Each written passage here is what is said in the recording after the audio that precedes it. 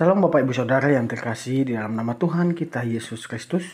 Kembali lagi di Studio Kristen Channel. Pada kesempatan ini Bapak Ibu Saudara, kita akan mendengarkan debat antara apologet Kristen Indonesia melawan polemikus Islam. Bapak Ibu Saudara yang dikasihi Tuhan, saya juga berterima kasih banyak hal kepada Bapak Ibu yang sudah mensupport, mendukung perkembangan channel ini dengan cara subscribe, komen, dan share. Mari Bapak Ibu kita mendengarkan debat ini. Mari kita simak dengan baik dan mari kita memberikan komentar yang baik dan positif. Selamat menyaksikan. Tuhan Yesus memberkati kita semua. Muhammad, apa udah ganas? Jangan ganas-ganas. Buka kameranya Muhammad. Belum apa-apa udah ganas tuh. Langsung buka-buka paha aja. Silakan Muhammad Ilmi. Silakan. Apa yang mau kita bahas? Nah, bebas. Gini ya, sebuah pedoman hidup, parameternya itu kan sepakat nggak bahwa pertama dia harus bersumber dari yang menciptakan. Okay. Yang kedua, antara satu pernyataan dengan pernyataan lain tidak bertentangan, ya kan, saling memperkuat ya. Jadi sistematis lah gitu kan. Yang pertama metodis gitu kan. Yang ketiga, saya udah ambil buku. Saya harap Anda pintar. Saya sudah ambil buku sumber nih, Pak. Dan data. Dia harus memiliki keterangan dan bukti gitu. Pembuktian. Dan yang keempat, ada keselarasan antara gagasan dan data. Ini Pak, apa Pak? Ada keselarasan? Yang pertama apa Pak? Yang pertama saya catat. Yang pertama apa Pak? Suatu petunjuk dikatakan benar bila memenuhi empat syarat. Pertama, satu, memiliki ya. Tapi sumbernya dari Sang Pencipta lah gitu, Maha Pencipta. Jadi perkataan gini, berarti apakah perkataan ini sebuah kitab harus perkataan Allah semuanya, bukan dari manusia, bukan dari yang lain-lain? Ya kalau ucapan manusia yang mengutip itu sumbernya dari yang mengutip itu ya Sang Pencipta lah yang mengutipnya gitu. Dikutipnya, ada manusia berkata dikutipnya gitu. Jadi sabar, kitab ini sepenuhnya perkataan Allah atau ada perkataan manusia? Ya kan ada dialog di situ, ada dialog antara. Saya tahu Anda tahu kan arah pertanyaan saya di mana kan? Dan saya tahu Anda juga termasuk orang yang cerdas yang bisa mutar. Ya, saya tahu Anda pintar karena Anda bisa mengelak pertanyaan saya yang begitu dalam. Makanya saya tanya, apakah sepenuhnya perkataan Allah kitab itu? Jangan dikutip-kutip perkataan manusia, jangan. Kalau sepenuhnya perkataan Allah berarti tidak boleh ada kutipan sedikit pun dari manusia. Perkataan manusia tidak boleh dikutip oleh Allah karena Allah berbeda dengan manusia. Allah berbeda dengan makhluk. Jadi perkataan manusia tidak boleh dikatakan dikutip oleh Allah karena perkataan Allah itu lebih suci dari perkataan manusia. Allah tidak pantas mengutip perkataan manusia. Silakan lanjut. Ya, jadi perkataan Allah itu dia juga menyuruh manusia mengatakan. Berarti udah gagal nih yang pertama. Argumentasi Anda yang pertama Anda nggak terima. Gini. Kalau sepenuhnya perkataan Allah berarti harus Allah pun tidak boleh mengutip perkataan manusia sebab Allah itu suci. Nggak boleh. Gini maksudnya. Kecuali Anda sepakat semua perkataan Allah tidak mengutip. Gini loh. Nggak, Anda sepakat nggak? Anda sepakat nggak? Allah tidak boleh mengutip, harus murni dari Allah semuanya. Sepakat atau tidak? Ya ketika manusia itu mengatakan apa yang dikatakan Allah. Jangan standar ganda Bang, jangan standar ganda. Allah tidak boleh mengutip perkataan manusia. Ya sebagai contoh bahwa. Nggak, Anda sepakat atau tidak? Sepakat atau tidak? Indikasi yang pertama, Allah tidak boleh mengutip perkataan manusia. Ya, jangan takut dong. Kalau tidak boleh, kalau indikasi yang pertama tidak bisa Anda terima, ya udah nggak usah pakai indikasi ini. Nggak usah pakai indikator ini. Nggak, kalau abang mau meyakini itu nggak masalah. Enggak, bukan masalah itu, bukan masalah menyakit. Anda terima atau tidak? Tidak boleh menggunakan indikator ini. Indikator yang pertama udah gagal. Nggak boleh pakai. Ya nggak apa-apa, itu kan indikator. Nggak, saya sepakat. Anda sepakat nggak? Supaya kita pegang indikator, karena saya suka main indikator nih. Saya suka berdiskusi pakai indikator. Ya, indikator yang saya tetapkan. Indikator yang kau tetapkan ada 4. Indikator yang pertama adalah bukan dari manusia. Saya tanya, apakah sepenuhnya perkataan manusia tidak boleh perkataan itu dikutip sama Allah? Karena Allah itu suci. Walaupun perkataan manusia Allah tidak boleh kutip. Sepakat atau tidak? Kalau tidak sepakat ya berarti gagal nih indikator yang pertama. Ya dia boleh dong membandingkan. Berarti indikator yang pertama gagal. Berarti gagal. Indikator yang pertama gagal. Gagal, tidak bisa seperti itu. Gagal. Berarti indikator yang pertama sudah gagal, Pak. Tidak bisa kau pakai. Karena saya tidak mau standar ganda, Pak. Diskusi nggak boleh standar ganda. Karena saya udah siapkan materi ini, Pak. Inspirasi kanon kitab suci. Ini buku. Saya udah siapkan. Iya, tapi saya belum menjelaskan. Ya, Anda sepakat nggak? Sebelum Anda menjelaskan, Anda sepakat nggak dengan pembicaraan kita? Ya makanya saya jelaskan dulu. Nggak sepakat atau tidak? Sepakat atau tidak? Nggak perlu jelaskan. Jangan dulu jelaskan. Sepakat atau tidak? Ini kalau kamu bilang sepakat, berarti antara kita berdua nih. Kalau Anda nekat sepakat, berarti Anda yang masuk blunder atau saya yang blunder. Kita masih raba-raba. Saya yang blunder atau Anda yang blunder habis ini. Kalau tidak sepakat, berarti udah nggak usah. Indikator yang pertama nggak usah dipakai. Loh, saya kan belum jelaskan. Enggak, jangan dulu jelaskan. Kesepakatan dulu baru dijelaskan. Ya gimana? Indikator yang Gini. jelas. Bagaimana? Karena dalam ilmu pemerintahan harus ada indikator dulu, baru ada advokasi. Bukan advokasi dulu, baru indikator. Kita harus gunakan, karena Bapak bilang harus relevan dengan ilmu kegiatan ilmu yang ada. Dalam ilmu government organization, ya, itu tidak bisa advokasi dulu. Harus indikator dulu, disepakati bersama, baru ada advokasi. Nggak bisa advokasi, baru indikator. Nggak ada kayak gitu ilmu pemerintahan. Makanya Anda sepakat nggak dengan filsafat cara berpikir saya? Sebentar loh, perkataan dari Allah itu dia juga menilai perkataan manusia. Oke, yang pertama gagal. Udah, yang pertama gagal. Yang kedua, indikator kedua, Pak. Silakan. Silakan, indikator kedua. Jangan dulu menjelaskan, harus sepakati dulu. Kesempatan. Ya. Enggak. Pak, dalam ranah dialektika, Pak. Dalam ranah dialektika atau akademis dialektika, harus ada kesepakatan dulu, Pak. Saya suka berdiskusi dengan orang yang ininya pakai, apalagi pakai indikator. Saya paling suka, karena apa? Saya bermain di wilayah indikator itu. Iya, itu kan indikator menurut Abang. Nah, enggak kan indikator menurut saya gimana? Itu kan indikator menurut Anda yang ucapkan sendiri, lalu saya memberikan sebuah kesepakatan. Kalau indikator yang pertama tidak boleh berasal dari manusia, berarti Allah pun tidak boleh mengutip perkataan manusia. Saya belum selesai menjelaskan indikatornya. Jangan jelaskan dulu indikatornya, sepakat atau tidak? Loh, bagaimana sepakat? Oke, sekarang indikator kedua, silakan. Jangan buang-buang waktu, Pak. Langsung indikator kedua. Ya. Perkataan dari Allah itu bisa ya menilai perkataan manusia. Apakah perkataan manusia itu sesuai dengan perkataannya atau tidak gitu. Ketika perkataan manusia tidak sesuai dengan perkataannya, berarti manusia itu menyeleweng. Oke, berarti harus manusia itu harus sesuai. Oke, jadi perkataannya. Perkataan Allah harus sesuai dengan fakta sejarah. Bukan, maksudnya Oke, jangan, nggak boleh gitu. Gini, perkataan Allah harus bisa dibuktikan dengan sebuah fakta. Betul? Ya. Oke, sekarang langsung kita buktikan, Pak. Langsung, kita bedah langsung, Pak. Kita langsung buktikan. Kita langsung buktikan ya, Pak ya. Langsung kita bedah, Pak ya. Kalau perkataan Allah seperti indikator kedua yang mengatakan bahwa perkataan Allah ini bisa dibuktikan, ya harus bisa dibuktikan. Mari kita buktikan. Ya, pembuktian yang pertama, Pak. Saya bukakan data buat Bapak. Langsung aja, Pak. Nggak usah panjang kali lebar, Pak. Surah Al-Kahfi, Pak. Surah Al-Kahfi ayat 96, Pak. Berilah aku potongan-potongan besi hingga ketika potongan besi itu telah terpasang sama rata dengan kedua puncak gunung itu. Dia Zulkarnain berkata, tiuplah api itu. Ketika besi itu sudah menjadi merah seperti api, dia pun berkata, berilah aku tembaga yang mendidih agar kutuangkan ke atas besi panas ini. Zulkarnain sedang buat apa, Pak? Jangan putar-putar. Zulkarnain sedang buat apa? Bukan putar-putar. Enggak. Al-Quran itu. Ya, saya tanya, itu Zulkarnain sedang buat apa? Bentar. Anda harus menjelaskan sesuai dengan pertanyaan saya. Zulkarnain sedang buat apa? Ini bahasa metafora. Iya, bahasa metafora sekarang. Anda tadi bilang perkataan Allah harus dibuktikan. Di situ kan perkataan Allah yang Anda bilang sesuai dengan pertama kan? Dengan indikator pertama yang Anda bilang Allah mengutip perkataan manusia. Berarti itu dari Allah. Nah, sekarang saya ikutin permainan kamu nih. Indikator pertama dan indikator kedua. Perkataan yang dikutip oleh Allah apakah benar atau tidak? Di sini Zulkarnain sedang buat apa? Silakan. Kalau terjemahan itu bukan perkataan manusia, bukan perkataan Allah. Ya, yang saya tanya, coba Anda jelaskan surat Al-Kahfi ayat 96. Silakan. Saya tunggu. Ya. Jadi, di dalam Al-Kahfi ayat 96 ini, dia bicara Al-Hadid itu metafora dari Jabur. Ya. Jadi, Jabur itu adalah kitab ya, yang diturunkan yang seperti Al-Hadid ya, seperti besi, tapi bukan besi. Ini tuh.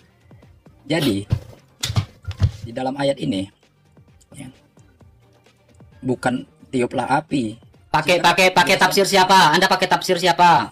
Jangan karang, pakai tafsir. Anda punya alim ulama kan? Anda punya alim ulama. Ingat, Anda Islam, Anda punya alim ulama yang sudah menafsirkan. Anda punya alim ulama, jangan pakai otak kamu. Hargai alim ulamamu. Silakan. Terjemahan itu. Saya minta tafsir apa yang Anda pakai, alim ulama mana yang kau pakai? Saya pakai ayatin bainatin, ayat-ayat yang saling menjelaskan. Jadi kamu nggak butuh ulamamu? Nah, ulama itu dalam Al-Quran disebutkan adalah. Saya tanya, Anda butuh ulama Anda atau tidak? Ya kalau ulamanya sesuai dengan Al-Quran butuh. Jadi kalau ulama yang ada di Indonesia Anda sepakat atau tidak? Seperti Quraisy Shihab. Anda percaya nggak? Ya dia tidak absolut kebenarannya. Tidak semua pula. Oke, kalau begitu surah Al-Kahfi ayat 96 sedang berbicara tentang Zulkarnain sedang membuat apa? Itu tentang apa Yajuj dan Majuj ya kalau nggak salah. Silakan, sedang buat apa? Silakan. Coba googling dulu Pak, sebelum Bapak ngomong googling dulu. Sehingga indikator kedua ini bisa dipegang. Indikator pertama perkataan Allah walaupun dikutip manusia. Nah, saya ambil contoh surah Al-Kahfi 96. Kemudian indikator kedua adalah perkataan harus sesuai dengan fakta. Nah sekarang, pembuktian indikator pertama dan indikator kedua Anda coba jelaskan dalam Al-Kahfi 96. Silakan. Zulkarnain sedang buat apa? Silakan googling dulu. Saya tunggu. Jangan ngomong, googling dulu, cari tahu dulu. Jadi gini, ya ayat ini tidak berdiri sendiri. Ya kalau mau memahami ayat ini, dia harus dikaitkan dengan ayat-ayat terkaitnya. Bahkan istilah al-hadid itu dalam Al-Quran tidak satu ayat. Istilah jubar, istilah sawah, istilah sodafain, istilah nar, ya, istilah kitron. Nah, itu tidak satu ayat menjelaskannya. Jadi kalau kita mau langsung kesimpulan tanpa menyimak penjelasan lainnya, ya akhirnya jadi terjemahan seperti ini gitu loh. Sementara Al-Quran itu tidak sama dengan terjemahan. Terjemahan itu buatan manusia. Ya namanya manusia bisa saja keliru kan, bisa salah. Tapi ayat itu tidak salah. Yang salah manusia. Pak, jangan muter-muter. Pertanyaan saya simple. Berhubungan dengan indikator yang Bapak buat sendiri, indikator pertama dan kedua. Pertanyaan saya, lalu saya ambil sebuah contoh dalam surah Al-Kahf, surah 18 ayat 96. Zulkarnain sedang buat apa? Simple, tinggal jawab aja, nggak usah muter-muter. Saya nggak butuh ilmu tafsir di sini, saya nggak butuh. Saya nggak minta Anda menjelaskan teori tentang tafsir. Saya lagi minta Anda menjelaskan secara kontekstual apa yang tertulis Zulkarnain sedang buat apa. Simple, Pak. Saya nggak minta yang mana-mana, tinggal Anda menjawab Zulkarnain sedang buat apa. Silakan. Di situ ini bukan dalam rangka ini ya, bukan dalam rangka pandai besi ini. Jadi bukan untuk dalam rangka membuat besi, tapi ini dalam rangka membangun sebuah peradaban, sebuah budaya dan peradaban. Jadi, tafsir siapa yang Anda pakai? Tafsir siapa ya? Gak usah panjang kali lebar Pak. Nih, saya tunjukkan aja Pak. Ini surah Al-Kahfi ini dalam tafsir tahlili maupun tafsir wajiz. Perhatikan sini Pak, perhatikan sini. Lihat sini. Ya, bawalah aku potongan-potongan besi ini tafsir tahlili. Ya, di sini Pak. Di sini mereka sedang membuat sebuah benteng besi yang kokoh dan yang kuat. Jadi Zulkarnain sedang membuat benteng besi. Kemudian ini tafsir wajiz. Zulkarnain dalam tafsir wajiz pun mengatakan sedang membangun menjadi bangunan dinding yang kuat dari besi-besi. Nih. Oke. Ini alim ulama yang tafsir. Anda mau cari di Ibnu Katsir pun akan seperti itu.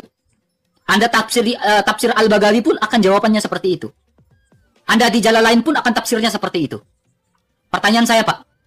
Kapan Zulkarnain membangun tembok dari besi dan di abad keberapa? Sebagai bukti indikator yang Anda buat itu bisa terjawab. Silakan. Saya udah bilang ini mainan saya, Pak. Jadi gini, manusia itu sebenarnya terlahir tidak tahu. Iya, sebagai bukti indikator kedua adalah ya Anda mengatakan perkataan dalam kitab suci harus bisa dibuktikan secara fakta. Sekarang di dalam surah Al-Kahfi Zulkarnain sedang membangun tembok dari besi menurut tafsir alim ulama, ya. Tunjukkan di abad keberapa Zulkarnain membangun secara arkeologis ya. Supaya perkataan Allah ini benar nih di indikator keduanya. Buktikan di abad keberapa Zulkarnain membangun tembok dari besi, dan pertanyaan kedua adalah di mana sisa-sisa arkeologis dari tembok besi yang dibangun sama Zulkarnain. Jawab, jangan kemana-mana. Kalau Anda tidak bisa jawab, berarti indikator yang Anda buat itu gagal. Fix.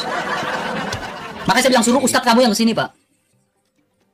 Silakan, jawab. Jadi harus jelas bahwasanya yang mengatakan sebuah perkataannya itu benar, itu yang paling valid adalah Allah sendiri dalam Al-Quran, bukan perkataan manusia. Kalau nih jawab, ditanya apa, jawab apa, Pak? Saya tanya apa? Saya tanya Zulkarnain sedang membuat apa, sehingga kalau Bapak bisa menjawab sesuai indikator kedua, perkataan harus dibuktikan dengan fakta, sehingga Al-Kahfi ini dibuktikan dengan fakta, sehingga betul yang Bapak buat indikator itu Al-Quran betul-betul kitab suci dari Allah. Silakan, Zulkarnain sedang buat apa? Tembok besi. Bukti, makasih. Bukti arkeologis mana tembok besinya? Coba buka surat 35 ayat 25. Oke, saya buka surat Al-Imran ya. 35. Surah apa? Surah 3 atau surah 35? Surat 35. Surat 35. Surah Al-Fatir ya, ayat 25. Ayat 25. Surah Al-Fatir ayat 25, ya.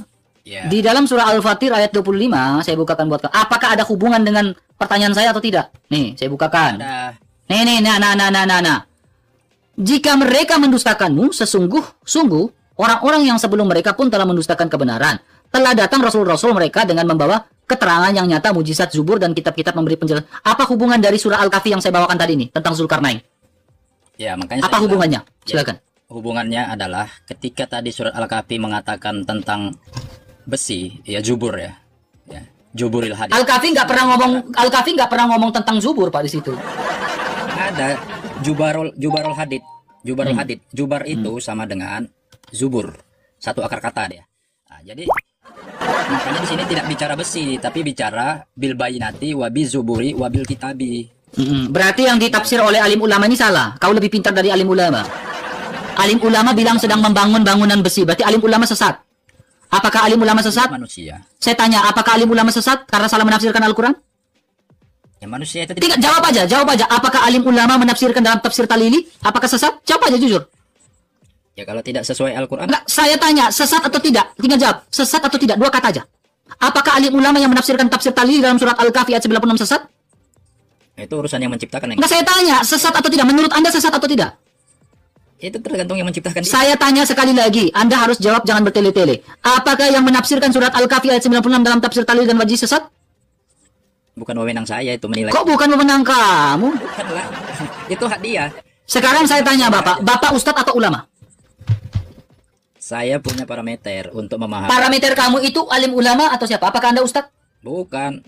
Nah, kalau Anda bukan alim ulama, kenapa Anda seenak-enaknya menafsirkan Quran? Tidak baik, Pak. Tidak baik, Pak. Itu tidak baik, Pak. Justru teman-teman Islam saya sedang membela di sini. Bapak ini Islam, tetapi dia malah mengatakan tafsir Kemenak, Kementerian Agama, Tahlili dan Gajis, itu salah dia bilang. Seolah-olah dia ini adalah ulama dan ustadz yang tafsirannya lebih benar. Justru saya membela teman-teman Islam. Anda tidak boleh mengorbankan darah dan keringat alim ulama Anda. Tidak boleh. Mereka sudah berjuang menafsirkan ayat suci. Masalahnya tidak ada dalam Al-Quran beriman kepada. Berarti Anda tidak menghormati alim ulama Anda. Enggak, di Al-Quran disuruh beriman kepada ayat-ayat Allah. Berarti kamu nggak terima tafsir alim ulama? Ya ulama kan beda-beda pendapatnya. Enggak, berarti Anda tidak terima. Berarti kalau tidak terima berarti termasuk sesat di cara pandang Anda. Enggak, saya beriman kepada Al-Quran, bukan Enggak. kepada manusia. Iya, sekarang oke, kamu beriman kepada Al-Quran. Berarti Anda tidak butuh tafsir? Al-Quran itu sudah ahsanu tafsiron, sebaik-baik tafsir. Oke. Saling menjelaskan. Ayatnya saling menjelaskan. Iya. Berarti tidak perlu tafsir. Coba buka di surat ini. Sabar, berarti Anda tidak perlu tafsir. Al-Quran itu ahsanu tafsiron, sebaik-baik tafsir. Coba buka surat 41 nanti. Oke. Apakah ini perlu ditafsir, Pak? Anda kan tidak perlu tafsir ya, maaf. Anda kan tidak perlu tafsir. Surah Al-Hijr ayat 6, butuh ditafsir enggak? Mereka berkata, wahai orang-orang yang kepadanya diturunkan Al-Quran, sesungguhnya aku, Nabi Muhammad, benar-benar orang gila. Gak usah ditafsir, kan Anda gak butuh tafsir. Nabi Muhammad benar-benar orang gila. Berarti nggak usah ditafsir, Pak. Surat 4, 163. Enggak, Anda, coba, ayat ini perlu ditafsir nggak? Ini kan terjemahan, saya tidak tergantung terjemahan. Oke, coba Anda buka. Lamat Nun ini artinya apa? Siapa yang lamat Nun di sini? Itu tudingan. Nah, itu tafsir atau bukan? Bukan tafsir. Lah, kok tudingan? Anda kan mana di sini dikatakan tudingan? Ya lihat ayat sebelumnya. Mana dikatakan tudingan? Mana dikatakan tudingan? Nggak ada. Lihat ayat sebelumnya. Lihat. Berarti indikator yang kedua Anda gagal. Lanjut, indikator ketiga, Pak. Langsung saja, indikator ketiganya apa? Nggak usah putar-putar, langsung indikator ketiga apa? Itu belum selesai tadi. Sudah selesai, Anda nggak bisa jawab, udah selesai. Indikator ketiganya apa, Pak? Silakan, indikator ketiganya apa, Pak? Indikator ketiganya apa? Kita tidak bisa memaknai. Iya, jawab dulu, indikator ketiganya apa? Indikator ketiganya apa? Yaitu antara gagasan dengan data itu berhubungan. Oke, gagasan dan data berhubungan. Oke, gagasan ini seperti gagasan apa? Ya gagasan itu seperti pandangan dan penilaian gitu. Kalau data itu ya bukti, misalnya ini ya. Oke. Ya. Misalnya gagasan. Alif lam mim zalikal kitab la raiba fihi hudal lil muttaqin. Itu gagasan bahwa Alkitab itu tidak diragukan ya sebagai hudan untuk mutakin. Nah, itu gagasan. Buktinya apa? Oke. Buktinya adalah bahwa waladzina yu'minuna bima unjila ilaika wa ma unjila min qablik wa bil akhirati hum yuqinun. Jadi buktinya itu mereka yang beriman dengan Al-Qur'an, mereka meyakini gitu. Jadi kalau mereka tidak meyakini ya karena memang mereka tidak beriman dengan Al-Quran. Ya seperti Bang RK tidak beriman dengan Al-Quran, ya terbukti tidak meyakini Al-Quran, namanya tidak beriman gitu loh. Oke. Kita buktikan ya Pak ya, kita buktikan ya gagasan ya. Kita langsung buktikan ya, itu pandangan kamu ya. Kita bukti dengan gagasan. Nih. Ya, gagasan. Al-Quran itu bahasa Arab atau Indonesia, Pak? Al-Quran itu diturunkan sebagai Quranan Arabian la'alakum tahtakun. Oke, Az-Zukhruf ayat 3, Pak. Sesungguhnya kami menurunkan menjadikannya sebagai Al-Quran dalam bahasa Arab agar dimengerti. Jadi ini gagasan nggak? Terjemahan. Itu terjemahan penterjemah. Itu gagasan penterjemah. Oke, itu gagasan penterjemah. Coba Pak, lihat.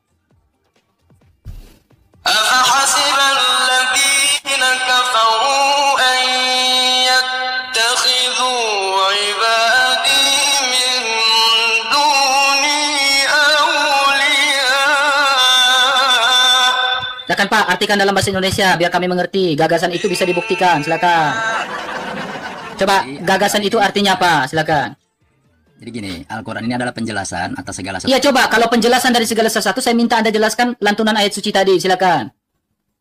Dia tidak butuh diterjemahkan, dia butuh dijelaskan. Oke. Ayat lain. Oke, jadi bagaimana Anda menjelaskan jika Anda tidak mengerti ayat sucinya? Memahaminya itu jika dihubungkan ayat satu dengan ayat lain. Enggak, bagaimana kau menjelaskan ayat satu dan ayat lain? Coba, bagaimana kau menjelaskan kepada jemaah yang awam sementara kau tidak mengerti artinya? Coba, artikan dulu artinya, baru kau bisa menghubungkan dengan ayat lain. Silakan. Sehingga indikator yang ketiga ini benar, gagasan dan data berhubungan. Silakan. Masalahnya kamu aja bingung, berarti gagal. Gagasan ketiga gagal, Pak. Gagasan yang ketiga gagal. Berarti ya gagal. Sekarang gagasan keempat, indikator keempat, Pak. Silakan. Loh, belum selesai lagi. Udah selesai, kamu nggak bisa jelaskan. Anda tidak bisa menjelaskan yang tadi saya sebutkan. Dan Anda sebutkan sekarang gagasan keempat yang terakhir, Pak, silakan. Dengar dulu, saya dipotong-potong, macam mana mau jelaskan? Ya masalahnya Anda tidak bisa jelaskan yang tadi artinya apa. Ya macam mana mau jelaskan? Macam mana menjelaskan? Anda sendiri nggak ngerti artinya. Iya, macam mana Bapak mau menjelaskan, Pak Ustadz mau menjelaskan? Yang tadi aja Bapak nggak ngerti artinya. Ya mengerti itu kan dari sudut pandang siapa? Nah coba dari sudut pandang kamu mengerti nggak lantunan ayat suci tadi? Ya kan saya belum diberikan kesempatan tadi. Oh, silakan. Kita dengar ya apakah dia menjelaskan arti dari lantunan ayat suci tadi, silakan.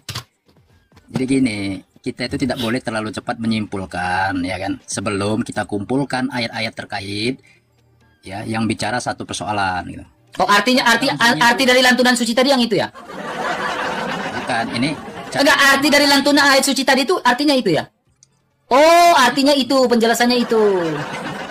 Oh, artinya yang tadi lantunan suci itu yang itu artinya ya, bahwa kita itu tidak boleh menyimpulkan. Oh, aku baru tahu artinya itu. Terima kasih, Pak ya. Itu pendapat Bang RK aja. Oh, artinya jadi nama Bang RK ini apakah ada dalam kitab suci kamu? Saya kan minta Anda menerjemahkan. Jadi apakah nama Bang RK ada dalam kitab suci kamu? Saya kan minta Anda, oh arti yang diterjemahkan itu. Oh. Lanjut, Pak, kan panjang. Al-Quran itu tidak boleh, kita tidak disuruh menerjemahkan dalam Al-Quran itu. Tidak ada terjemahkan Al-Quran ini, nggak ada gitu. Oh, jadi artinya itu? Disuruh menerjemahkan. Oh, baru tahu aku artinya itu, Pak. Coba sebutkan di dalam Bible ada nggak terjemahkan Bible ini, ada nggak begitu? Ada? Kan nggak ada. Ada, siapa bilang enggak? Mana? Ada. Mana? Yesus mengatakan jadikanlah semua bangsa muridku dan baptislah mereka dalam nama Bapa dan Anak dan Roh Kudus. Ketika seluruh bangsa diberitakan Injil, berarti seluruh bangsa harus mengerti apa yang disampaikan oleh Yesus. Jangan ketika disampaikan membaca tetapi tidak mengerti artinya. Nah, kayak Bapak nih. Kayak Bapak nih, ketika disuruh membaca tetapi tidak mengerti artinya. Nah, ini kayak Bapak. Kasihan tuh, akhirnya Bapak menjelaskan kepada orang. Gini, Pak. Ketika Bapak menjelaskan kepada orang, Bapak sendiri tidak mengertinya. Yesus mengatakan seperti orang buta tuntun orang buta. Nah, Bapak nih orang buta tuntun orang buta. Ada nggak di dalam kitab disuruh terjemahkanlah kitab ini, ada nggak? Ya, jadikanlah semua bangsa muridku dan baptislah mereka dalam Bapa Anak dan Roh. Seluruh bangsa. Berarti seluruh bangsa harus mengerti apa yang disampaikan oleh Yesus. Jangan Yesus sampaikan dalam bahasa Yunani, bangsa lain nggak ngerti. Nah, itu bahaya. Nah, kayak Bapak nih, nggak ngerti apa yang disampaikan. Makanya Alkitab itu perlu diterjemahkan biar dimengerti oleh umat awam. Gitu. Nah, kayak Bapak nih orang buta membaca tetapi tidak mengerti artinya. Sesatlah kamu. Sebutkan ayat yang mengatakan terjemahkanlah. Tersesatlah kamu, Pak. Oke, gagal ya. Indikator kedua, ketiga gagal. Silakan indikator terakhir, indikator keempat, Pak. Silakan. Jadi gini, sebuah kebenaran itu. Langsung saja indikator keempat. Indikator keempat. Ya. Sebuah kebenaran itu harus yang memvalidasi itu adalah Rob sendiri, bukan manusia gitu. Jadi kalau dikatakan bahwa yang benar itu berasal dari Rob, ya udah biarkan Rob sendiri yang menilai, tidak perlu manusia menilai gitu. Kebenaran harus divalidasi. Kebenaran harus divalidasi oleh Allah. Gitu, Pak. Iyalah. Indikator keempat. Manusia. Saya tanya ulang lagi. Indikator keempat adalah kebenaran harus divalidasi oleh Allah. Iya. Oke. Kalau nggak ada dia katakan berarti itu bukan kebenaran. Misalnya Bang RK mengatakan terjemahkanlah Al-Qur'an itu. Padahal harus kebenaran. Oke. Bapak pernah sekolah sampai S1 enggak? Saya S3. Oh, S3. Bisa jadi profesor lah ini, Pak ya? Belum. Oke, S3-nya S3 apa, Pak? S3-nya S3 apa? Ada 3 S3-nya. Oh, S teler, S cendol, S doger. Oke, Pak. Sekarang gini, Pak. Apakah Bapak tahu bahwa Allah lah yang menciptakan langit dan bumi? Ya itu udah diketahui pasti. Oke. Pasti itu. Ketika Allah menciptakan bumi, bumi ini bulat atau datar, Pak? Wah. Kan Bapak tadi bilang, kebenaran itu harus divalidasi oleh Allah dan bisa dibuktikan. Nah, sekarang saya ingin Bapak memvalidasi kebenaran ini yang divalidasi sama Allah. Bumi itu bulat atau datar, Pak? Silakan. Tanya Allahmu, tanya Allahmu sekarang. Anda tanya Allahmu, Ya. Allah, bumi yang engkau ciptakan ini datar atau bulat? Silakan, Pak. Ya, sekarang coba di mana ayat yang mengatakan bulat dan datar? Ya, saya nggak tahu. Kan Allahmu yang menciptakan bumi itu bulat atau datar? Silakan. Kalau dia nggak menyebut, Kok kamu tanya balik? Kan saya ingin tahu validasinya. Ya kan? ya kan dia nggak ada mengatakan begitu. Berarti Allah tidak tahu. bulat nggak Jadi apakah Allah tidak tahu? Apakah Allah tidak tahu bumi itu datar? Kan nggak tahu. Tapi persoalannya untuk apa gitu? Persoalannya Allah kamu menciptakan bumi datar atau bulat? Biar manusia, gini Pak, biar manusia ini nggak jadi oto-oto Pak, nggak jadi, kalau orang Batak bilang oto, ya jangan terlalu blow-on-blow-on gitu Pak ya. Biar manusia ini nggak jadi oto-oto, nggak jadi blow-on-blow-on Pak ya. Manusia ini harus tahu, sang penciptanya itu menciptakan bumi itu bulat atau datar. Ya kalau sang penciptanya sendiri tidak tahu bumi itu bulat atau datar, ya oto-oto lah kita manusia ini Pak. Ya, Makanya aku tanya, Allahmu menciptakan ketika menciptakan bumi itu bulat atau datar Pak? Ya ada nggak dia yang mengatakan itu bulat apa datar? Ya gak adanya kamu jawab pertanyaanku. Gak adanya kamu jawab. Sekarang Allah memvalidasi, Allah menyatakan keeksisannya itu lewat mana Pak? Oh, eksis itu apa artinya? Keberadaan. Sekarang fungsinya yang penting. Saya tanya, Wujudnya. oke, Allah menyatakan fungsinya lewat apa Pak? Fungsinya itu diketahui. Pertanyaan saya simpel banget loh Pak. Simpel banget pertanyaan saya gini Pak. Ini masih bicara tentang inspirasi kanon kitab suci nih Pak ya. Allah menyatakan ya fungsinya, saya ikutin permainan Bapak ya. Fungsinya lewat apa? Sehingga manusia tahu ada Allah lewat apa? Ayat-ayatnya dong. Ayat-ayat Al-Qur'an. Oke. Nah, ketika Allah menyatakan eksistensinya lewat ayat-ayat suci Al-Qur'an, ada nggak ayat-ayat suci Al-Qur'an yang menyatakan bahwa si Allah inilah yang menciptakan bumi itu bulat? Ada nggak? Kalau nggak ada, nggak usah dipercaya. Oh, oke. Kalau nggak ada berarti nggak usah dipercaya Al-Qur'annya gitu. Nggak usah. Bukan. Oh, iya, betul itu Pak, betul. Betul itu Pak. Makanya saya ingin berdiskusi pakai nalar dan juga data. Makanya saya tanya, ada nggak data di dalam Al-Quran Allah menciptakan bumi itu bulat sehingga indikator yang keempat ini benar? Ya, wong, pertanyaannya logikanya gini Pak. Wong, bagaimana kita bisa memvalidasi Allah? Oh, Allah aja kita nggak lihat, nggak tahu Allah itu kayak gimana? Bagaimana kita melakukan validasi kepada Allah? Lah, Allah aja kita nggak pernah lihat. Allah aja kita nggak tahu di mana. Lalu bagaimana kita memvalidasi kepada Allah? Maaf Pak, laisa kamislihi syai'un, Allah tidak serupa dengan makhluk. Ya kan? Karena, maaf, kalau kita pakai sistem-sistem komputer seperti ini Pak, ada komputer, ya, data itu data yang ada di database seperti di Microsoft dan lain-lain, itu kita bisa sinkron data. Kita klik sinkron dan validasi. Ya. Ini pertanyaan, apakah Allah sama seperti komputer? Kan tidak Pak. Bagaimana kita memvalidasi Allah sementara di depan kita tidak ada yang bisa divalidasi? Allah tak terlihat. Makanya aku tanya, bagaimana Allah menyatakan diri dan bereksistensi kepada manusia lewat, Anda bilang fungsinya, ya, lewat Al-Quran, ayat sucinya. Di mana ayat suci yang memberikan informasi bahwa Allah lah yang menciptakan bumi itu bulat? Itu kan pendapat Bang RK yang bilang. Kok pendapat itu kan saya hanya ikutin mau Bapak. Ya, Saya ini hanya ikutin mau Bapak loh. nggak ada. Kalau Bang RK bilang bulat, itu nggak tervalidasi. Karena Berarti dalam sekarang Bapak percaya bumi itu bulat atau datar? kalau tidak disebutkan oleh, Nggak, jujur aja. Yang Bapak percaya sampai S3 ini, bumi itu bulat atau datar? kalau nggak disebutkan, Itu enggak penting. Nggak, Pak. kutanya dulu. Menurut Bapak, yang Bapak pelajari ini bumi ini bulat atau datar? Ya berdasarkan apa? Kan kutanya, bumi ini bulat atau datar? Berdasarkan ayat sucinya Allah. Ya kalau enggak Gini, dampak konsekuensi dari ketika Allah tidak memberikan informasi bahwa bumi ini bulat atau datar, dampaknya itu adalah keributan dan kekacauan di umat manusia. Memperdebatkan, satu bilang bumi itu datar, satu bilang bumi ini bulat, satu ini bumi ini ada bagaimana. Akhirnya ada perdebatan, Pak. Munculnya paham-paham lagi. Berarti apakah saya harus lebih percaya kepada sains? Ya kenapa saya tidak menuhankan sains saja? Kenapa saya harus menuhankan Allah? Karena sains lebih tahu daripada Allah. Logikanya gitu kan, Pak? Kenapa saya tidak menuhankan sains saja? Karena sains lebih tahu bahwa bumi itu bulat. Kenapa saya tidak mengallahkan sains saja? Karena sains itu lebih tahu daripada Allah. Kalau Allah tidak bisa menjelaskan bumi itu bulat, ngapain saya bertuhankan Allah? Udah bisa saya ngomong. Silakan jawab. Jadi yang saya maksud validasi itu, kalau Allah tidak sebutkan, berarti itu nggak penting gitu dalam Al-Quran. Kalau nggak disebutkan datar apa bulat, gitu nggak penting. Makanya manusia berantem karena membicarakannya nggak penting gitu loh. Berarti bumi ini nggak penting, Pak? Datar, bulat. Bentuknya itu mau bulat mau datar, itu emang urusannya apa? Gini. Ada urusannya dong, ada urusan. Makanya sekolah. S3 itu jangan tanggung-tanggung, Pak. Dengar baik-baik, Pak. Makanya S3 itu jangan tanggung-tanggung, Pak. Ya, S3 itu belajar baik. Masa S2 ngajarin yang S3 kan aneh. Gara-gara gitu loh, gara-gara. Oh, aku S2, Bapak S3. Masa S2 ngajarin yang S3 yang dikit lagi profesor? Gini, Pak, dengar baik-baik, Pak. Dengar baik-baik, Pak. Ini Ya. gara-gara bumi bulat dan datar, kalian berantem semua.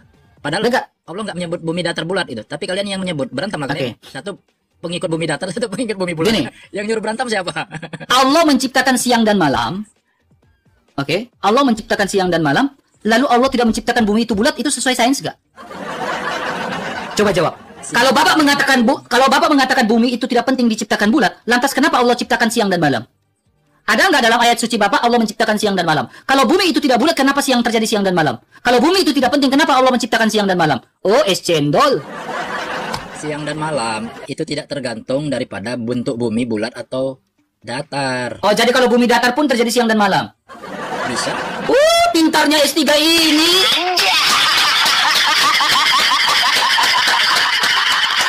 Pintarnya S3 ini. Makanya, Pak, sepintar-pintarnya orang, sehebat-hebatnya orang, dia sekolah tinggi-tinggi, mau sampai profesor ke S, cendol ke S, doger ke S, apa ke, terakhir bilang bumi itu datar, rusaklah tatanan negara dunia ini, Pak. Ujung-ujungnya sekolah tinggi-tinggi gak ada guna. Bilang bumi datar, gak ada guna Pak kamu sekolah tinggi-tinggi.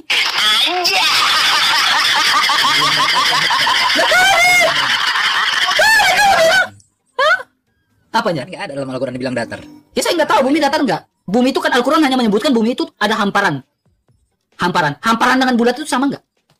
Jawab. Ya kalau hamparan itu mau dipahami apa? Hamparan itu dari segi bentuk itu datar atau bulat? Ya kalau mau dipahami bulat, masalahnya apa? Kutanya, hamparan itu dari segi bentuk itu datar atau bulat? Jujur aja, jangan malu-malu. Enggak, kalau mataharinya yang bergerak, salahnya di mana? Bumi berputar pada porosnya atau matahari yang berputar pada porosnya? Nah, kalau matahari... Nah, ketahuan kamu mau muter-muter dengan saya. Ketahuan kamu nggak jujur, Pak. Gini, bumi berputar pada porosnya atau matahari yang berputar pada porosnya? Matahari boleh nggak berputar? Ya saya tanya, yang berputar pada porosnya ini matahari itu bukan berputar, Pak. Mengelilingi. Iya, boleh nggak dia mengelilingi matahari? Mengelilingi boleh, tetapi berputar. Yang berputar ini matahari atau bumi? Enggak.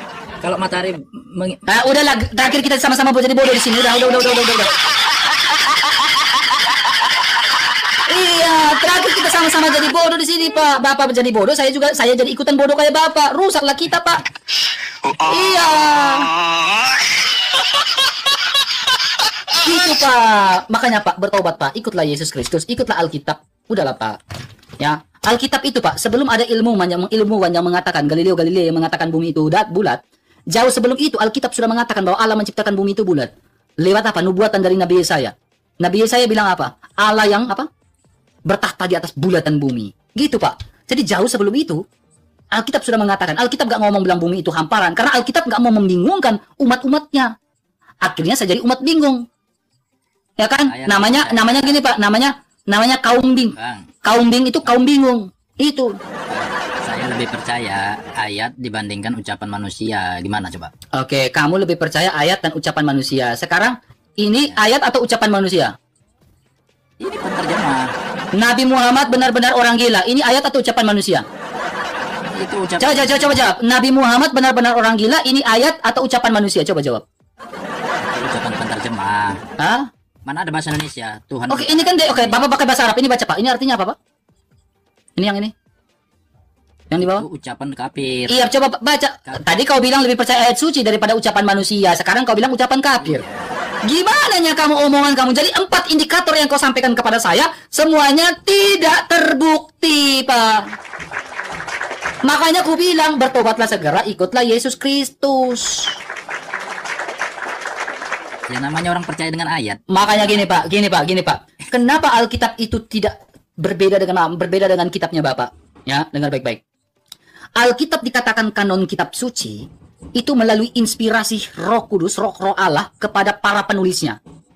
Ya. Jadi bukan saja para penulis ini mendengar apa yang dikatakan oleh Yesus Kristus atau para nabi melihat kejadian-kejadian yang luar biasa seperti Nabi Musa membelah lautan dan lain. Itu kejadian yang dituliskan di dalam kitab suci, terus dikanonkan. Nah, kejadian-kejadian itu termasuk inspirasi dari kanon Allah kepada manusia, inspirasi Allah kepada manusia. Terus, pengalaman spiritual para nabi dan para rasul-rasul Yesus Kristus itu dituliskan juga di dalam kitab suci, lalu dikanonkan di dalam Alkitab. Termasuk gak kitab suci? Termasuk. Karena apa? Pengalaman spiritual, kejadian yang mereka lihat, kejadian yang mereka alami, dicatat lalu dikanonkan. Nah, itu namanya inspirasi Allah terhadap kepada para penulis. Jadi ini pandangan gereja mula-mula atau bahkan pandangan dari orang Israel. Yang namanya dalam bahasa Latin namanya inspiratio, inspirasi. Nah, apa itu inspirasi? Apa itu inspiratio? Saya jelaskan, Pak. Ini, Pak. Jadi gitu, Pak. Jadi menjelaskan itu ini baru namanya diskusi, Pak. Pakai data. Nih, apa itu inspiratio? Apa itu inspirasi? Ya, dalam perjanjian baru, 2 nas penting yang berbicara tentang inspiratio, yaitu dalam 2 Timotius dan 2 Petrus. Nah, kata inspirasi dipakai dalam beberapa arti. Paling sering, kata itu dipakai dalam bidang seni, dalam arti pengaruh yang membangkitkan kegiatan kreatif. Ya, dalam sebuah kesusastraan, musik, seni lukis, dan sebagainya, pandangannya ialah kata ilham. Jadi inspirasi itu seperti ilham. Ya, karena di dalam seni lukis dipakai kata ilham. Kemudian di bidang kedokteran, Pak. Ini di bidang seni. Di bidang kedokteran, Pak. Bidang kedokteran, bahasa Latin namanya inspiratio. Artinya, penarikan nafas.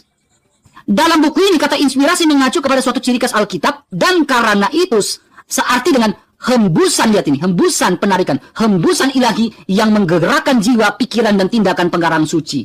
Itu yang namanya inspirasi dari Allah. Pak, ini buku, Pak. Ya, makanya saya bilang banyak membaca buku. Biar gak cengar-cengir kayak Bapak kayak gitu. Udah selesai. Terus kapan saya ngomongin? Kamu aja gelap tuh, gelap. Suram. Nah, akhirnya jadi suram tuh kameranya itu. Udah selesai. Saya harap kalau Anda S3 Anda paham yang saya omongkan. Silakan, Pak. Ya, udah selesai. Nah, Oke. Dengan segudang yang dikatakan tadi, saya cuma satu kata aja. Waman asdaqo minallahi hadisya. Gak ngerti lagi artinya. Ah, udahlah, gak ngerti artimu ya.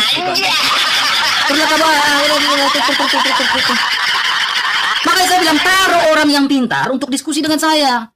Biar buku-buku yang ku beli-beli ini berguna semua gitu. Kupikirnya dia S3. Udah ada perlawanan dalam diskusi ketika debat dengan saya. Malah saya yang ngajarin dia. Harusnya saya yang jadi dosennya kamu itu. Ini saya baru keluarkan satu buku nih. Ini buku tipis nih. Tapi buku ini dikarang sama seorang pastor yang pastor ya. Penerbitnya ya. Ini dari katedral ya. Dari OFM nih. Jadi seorang pastor dari OFM ya. Ya. Di Jakarta. Seorang OFM yang menuliskan buku ini ya. Gitu ya. Makanya ilmu di gereja dalam Katolik itu dalam segi seperti ini dalam sekali. Saya aja membaca buku yang sekecil ini sudah hampir 4 bulan 5 bulan, gak habis-habis saya baca buku ini. Makasih, gak habis-habis. Nih, gak habis-habis nih. Sampai sekarang saya masih ada yang belum mengerti. Ya, muncul S3 aku pikir pintar. Silakan naik 2,2K teman-teman di follow-follow. Ini akun baru Bang RK di follow-follow ya. Ini akun baru Bang RK di follow-follow ya teman-teman ya. Di follow-follow. Silakan. Crim, naik Crim. Sarangeo. Makanya sekolah baru diskusi. Kalau tidak sekolah akhirnya blunder dalam diskusi. Iya, sekolah, makanya sekolah yang benar, belajar yang benar. Kalau nggak belajar akhirnya apa? Blunder. Ya, kalau dengan saya itu begitu, pakai data, by data. Karena apa? Biar ada yang teredukasi di bawah nonton ini. Ya, biar ada yang S4 naik. Yang S4 naik. Yang S3 udah kalah. S4 naik, S4. S4 naik, S4, S4. Oh, ini kakaknya kan? Esteller. Halo, selamat siang. Halo? Oh, salah pencet ini. Kayaknya kakaknya ini salah pencet nih. Salah pencet tuh. Mana lagi nih? Oke, silakan. Pasien selanjutnya. Terima kasih mawar-mawarnya. Terima kasih mawar-mawarnya. Tuhan Yesus memberkati. Ya. 2,1K, teman-teman, ini akun baru Bang RK. Ya, Bang RK akan live di akun ini, teman-teman ya. Akun lama kena peringatan, pemblokiran. Halo Darkman Indonesia. Darkman kah apa? Darkrem. Mr. Darkrem, silakan buka kameranya. Darkrem. Mister. Oke, turun aja Mister ya, turun ya, di bawah dulu ya. Silakan. Ya, kita kencangkan tap layarnya teman-teman, tap layarnya dikencangkan ya. Yang S3 aja kayak gini, apalagi yang security gitu, tiba-tiba mau ngomong Bible.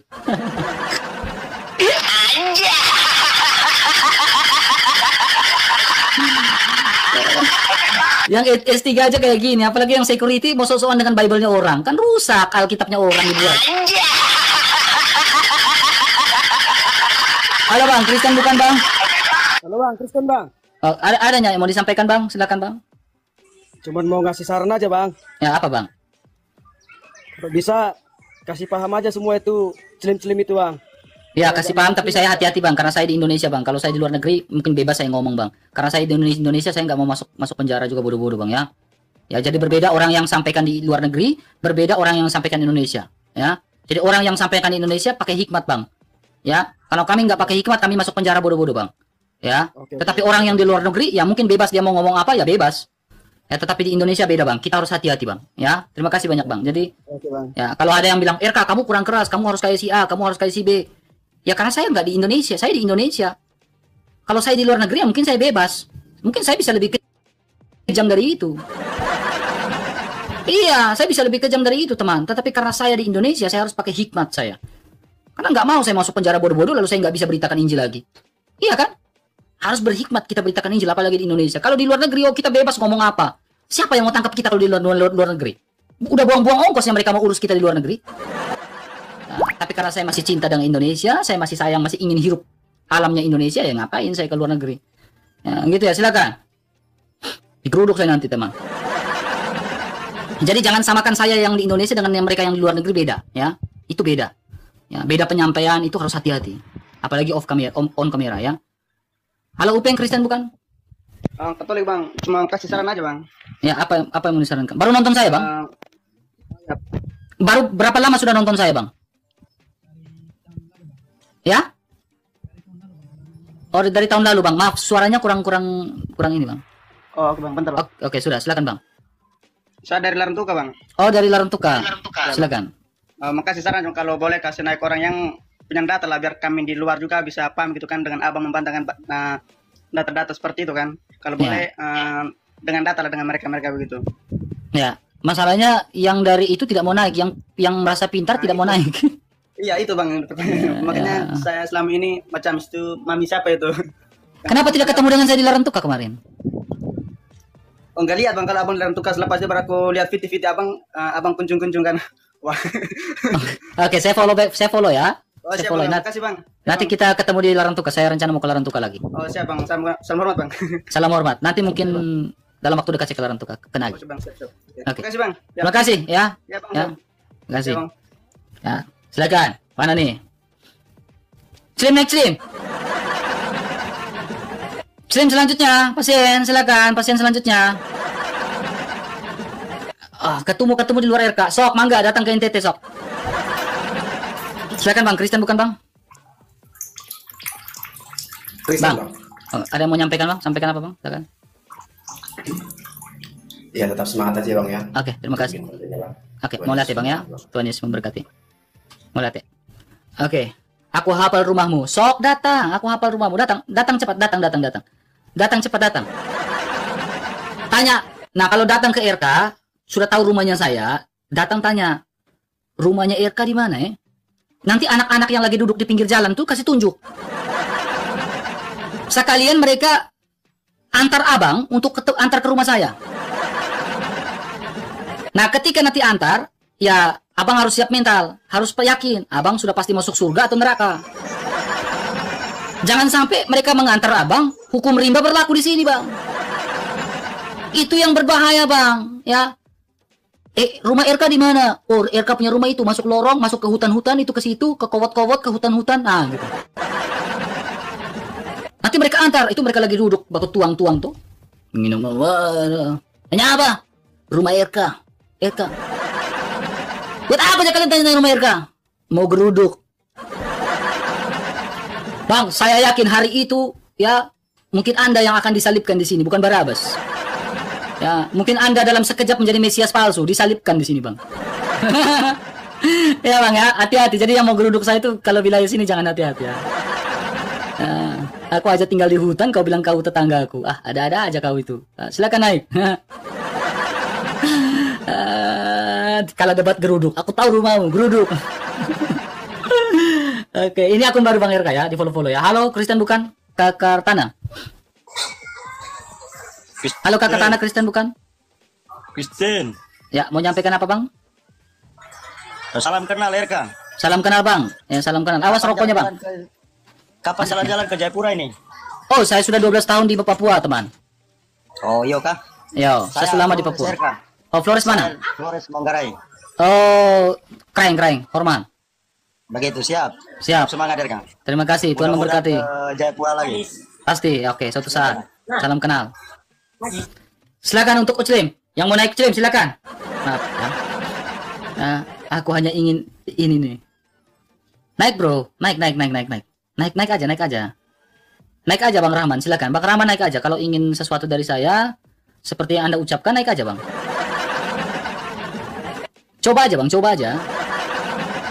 Coba kalau pingin ambil saya, ya silakan. RK takut gitu kan.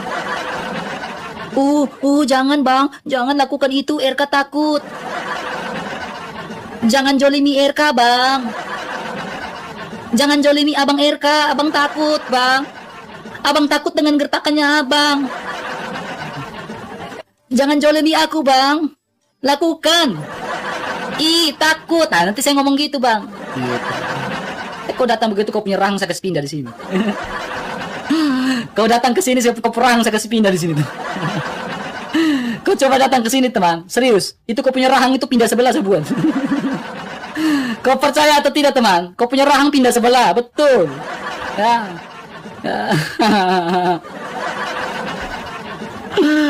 Halo Bang Kristen, bukan? Halo, saya Katolik Bang. Silakan Bang. Apa yang mau disampaikan? Tidak hanya mau kasih dukungan Bang Eka, salam dari Labuan Bajo. Oh, dari Kraeng juga. Oke, hormat Abang. Hanya mau mau kasih tahu begini Bang Eka. Maksudnya apalah tujuan mereka mengancam itu? Kalau berani ke sini, ke NTT. itu saya bilang salah orang itu Kraeng. Iya, dia kira dia mayoritas di sini, kah? Atau mayoritas di mana? Aman, jangan bahas itu Bang. Udah kita sambil canda-candaan. Aman aja Bang. Aman Bang, aman. Okay. Aman. Pokoknya ya, salam Flow Pemurah Bang. Salam Flow Pemurah. Iya, salam. Bilang yang ancam itu datang sekali pesiar ke Labuan Bajo. Bang itu, aduh itu selesai sih dia Bang itu. Oke, ora Bang. Setan merah Bang. Setan Flores. Oke, Kraeng. Terima kasih Kraeng ya. Ya, siap. Salam ya. Ya, salve. Ya. Nah, kau sudah lihat itu kau tahu saya punya ormas di sini terlalu keras di sini teman. Saya punya ormas itu belum saya nggak tahu ya termasuk circle-nya saya atau tidak komunitas Bang Irka enggak. Karena komunitas saya ini dari Bajawa, Aimere semuanya itu sudah lengkap itu ya sampai Bajawa, Aimere, Ende itu semuanya saya punya circle. Hanya tinggal Kupang yang saya belum buat circle. Ya, itu seram-seram gigit teman.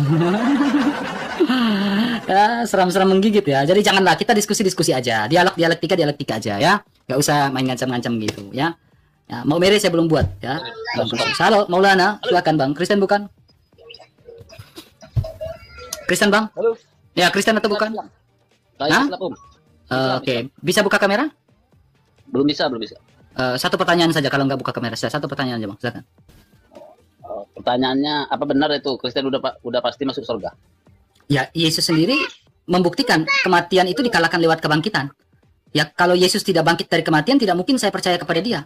Tetapi karena dia mengalahkan kematiannya lewat kebangkitan, makanya saya percaya pada dia. Karena Yesus sendiri juga mengatakan, akulah kebangkitan dan hidup, barang siapa yang percaya kepadaku akan tetap hidup walaupun sudah mati. Saya tidak mungkin percaya kepada nabi, ya, yang mati lalu tidak bangkit. Karena nabi itu sendiri tidak bisa menyelamatkan dirinya. Nabi Musa tidak bisa menyelamatkan dirinya. Dia masih perlu melakukan kurban penyembelihan domba. Karena dirinya dia tidak bisa selamatkan. Ya, Halo, Bang. Adam tidak bisa menyelamatkan dirinya. Kalau Adam bisa menyelamatkan dirinya, kalau dia seorang nabi, kenapa dia masih melakukan doa syukur agung atau lewat kurban penyembelihan? Ya, Yesus Kristus bisa menyelamatkan dirinya sendiri. Lewat apa? Lewat kebangkitannya. Bukan cuma satu orang diselamatkan, tetapi seluruh dunia yang percaya kepada dia ikut diselamatkan lewat kebangkitannya. Makanya saya percaya kepada Yesus dan saya yakin masuk surga karena Yesus bisa mengalahkan kematian yang akan saya alami dengan kebangkitan dan hidup kekal. Itulah iman rasuli kami.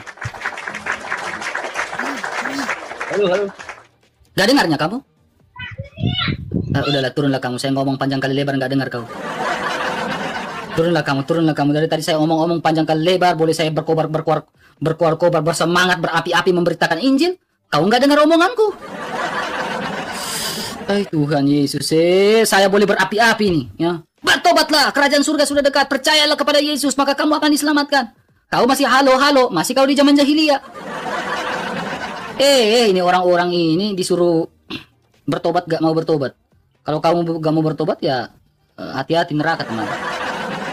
Ya, terima kasih mawar-mawarnya, 1 mawarnya, 2 mawarnya, terima kasih. Teman-teman, ini akun barunya Bang RK, di follow-follow saja ya, akun barunya Bang RK. Silakan Bang, Kristen bukan? Ya, aku Kristen Bang. Ya, silakan. Apa mau nyampaikan apa Bang? Silakan, soalnya saya ingin kali ujian. Bang RK, gini. Kan dalam kan ini aku cuma satu pertanyaan aku di. Abang Kristen apa Bang? Kristen, tapi boleh aku nanya satu pertanyaan? Ya, Abang Kristen apa? Katolik, Protestan, atau apa? Kristen. Iya, Kristen apa? Katolik atau Protestan? Oh, Kristen Katolik. Kristen Katolik. Ritus Barat. Katolik Roma? Ya. Sabar, Abang Katolik Roma atau Katolik apa? Katolik Roma, Bang. Oke, silakan Bang. Ya, Bang. Cuma mau tahu aja. Pertanyaan gini, Bang. Kan kata Yesus itu bilang, akulah awal dan akhir. Ya, toh? Tapi kenapa masih ada nabi yang terakhir? Katanya kan mohon maaf ya, Nabi Muhammad kan terakhir. Tapi kata Yesus bilang dia yang awal dan akhir. Sabar, kamu sebagai Katolik apakah percaya Muhammad adalah nabi yang diutus oleh Allah yang sama? Enggak. Saya tanya, kamu sebagai Katolik, ya, dalam doa aku percaya kamu, apakah kamu mengucapkan Nabi Muhammad akan muncul nabi yang terakhir? Enggak, cuma mau tahu ilmunya saja, Bang. Jadi gini, Bang, ya. Alkitab tidak pernah membicarakan tentang Nabi Muhammad. Ya, dari perjanjian lama dan perjanjian baru tidak pernah berbicara tentang Nabi Muhammad. Ya, kecuali Alkitab atau Yesus Kristus atau nabi-nabi terlebih dahulu sudah membicarakan tentang Nabi Muhammad, barulah kita percaya kepada Nabi Muhammad sebagai nabi terakhir. Masalahnya, Alkitab tidak pernah membicarakan tentang Nabi Muhammad. Karena apa? Karena informasi dalam Alkitab berbeda dengan informasi dalam Al-Quran. Ya, biarkan mereka beriman pada iman mereka, yang Nabi Muhammad hanya adalah nabi.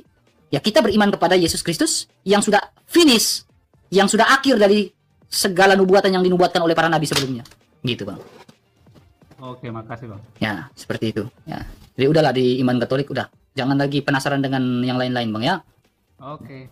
Oke, makasih Bang ya. Tuhan memberkati. Ya, Tuhan memberkati. Silakan untuk ucilim-ucilim selanjutnya. Ya, 2K teman-teman, bantu tap-tap layarnya. Ini akun baru Bang RK, di follow-follow teman-temannya. Ini akun baru Bang RK. Ya, di follow-follow, ini akun baru Bang RK teman-temannya. Ini akun baru Bang RK. Bantu follow-follow ya teman-temannya. Bantu follow-follownya teman-temannya. Halo? Siapa Bang Beli? Ya, Kristen bukan Bang? Ya. Gini Bang, mau nyampein apa Bang? Agak doubling Bang. Saya senang. Gimana? Iya Bang RK, salam kenal. Saya sering nonton live-nya Bang RK. Apalagi ditunjang dengan data-data yang jelas. Itu semakin memperkuat iman kita pastinya. Ya. Semangat Bang Irka. Ya kalau saya kasih pengajaran yang salah-salah, saya ditegur sama pastor-pastor Bang di sini. Ya pasti. Gitu ya. Jadi saya nggak sembarang-sembarang juga, karena ada pastor yang mengawasi saya juga dalam diskusi seperti ini, Bang. Siap Bang Irka. Makasih Bang, Tuhan memberkati Bang. Selamat sukses, Tuhan berkati. Ya, Tuhan memberkati. Salve ya. Jadi saya kalau kasih pengajaran yang salah-salah, saya ditegur. Ya, makanya semua buku-buku saya ini, maaf, saya banyak kan beli dari pengajaran saya, banyak beli dari pastor-pastor yang menuliskan buku dan lain-lain. Jadi tidak mau sembarangan saya membeli buku juga sebenarnya, ya. Karena kalau saya membeli buku, saya keluar dari ajaran gereja, nah itu berbahaya, ya. Karena gereja yang satu adalah satu, nggak boleh dua, kudus, katolik dan apostolik. Ya pengajarannya harus satu, tidak boleh kemana-mana. Ya. Terima kasih. Pasien selanjutnya. Uclim mana Uclim? Aduh, mana nih Uclim nih? Ya. Makanya saya kalau beli di buku-buku itu dari Charlie. Charlie paling senang kalau saya udah beli buku itu. Jadi banyak buku saya beli dari Charlie ya, dari Bro Charlie banyak ya, buku-buku Katolik ya banyak ya. Ya banyak saya beli buku-buku Katolik. Ya, ini saya pelajari banyak buku yang belum saya baca juga. Ya, contohnya buku ini saya belum baca nih. Ini saya belum baca sama sekali. Ya. Ini pengantar perjanjian lama. Ini masih plastik nih, masih plastik. Ini 6 kitab kebijaksanaan. Ini saya belum baca. Baru sampai saya belum baca nih. Belum baca. Ya. Wariskan ke saya ya Kak. Makanya saya ingin dapat lawan debat yang bagus dari kalangan Islam yang bisa berdiskusi dengan saya dengan baik secara akademis, ya saya senang ya. Kalau nggak ada ya susah juga ini. Ya, Restu silakan Restu, Habimus Papa ya.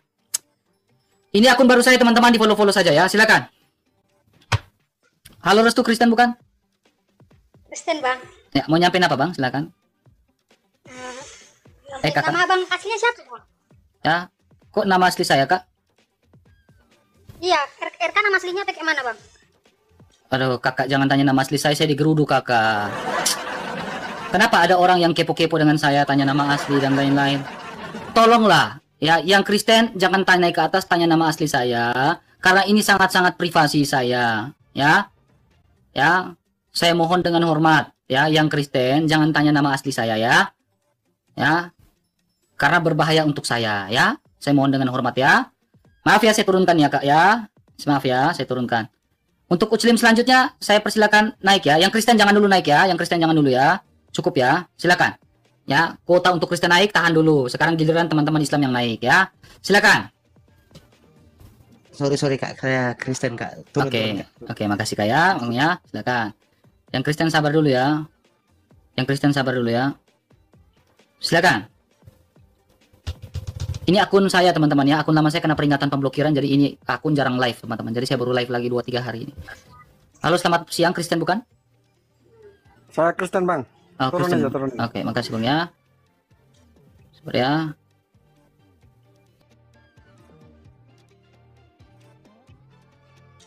Ini akun baru saya. Bang. Bang Mika, makasih ya Bang Mika ya. Makasih Bang ya. Makasih Bang ya. Aduh, abang ini menghilang ini tiba-tiba muncul langsung. Nggak menghilang juga, orang telepon-teleponan. Silakan. Abang di luar negeri? Enggak, saya nggak di luar negeri, bahaya ya. Jadi saya bicara pun hati-hati ya, bahaya kalau saya. Nggak sama dengan orang yang di luar negeri ketika sampaikan dengan yang di Indonesia. Halo Ilmu Pepet, Kristen bukan? Kasih ya Bang ya. Halo? Oke, turun dulu. Akun baru saya ini teman-teman, akun lama tapi jarang pakai. Ya, silakan. Jarang live, akun lama saya kena peringatan pemblokiran, jadi saya live di akun ini sekarang teman-teman ya. Halo, bisa buka kamera itu, jangan tipu Madura, buka. Karena kau bisa buat AI, jadi kau buka kamera cepat. 3. Rama.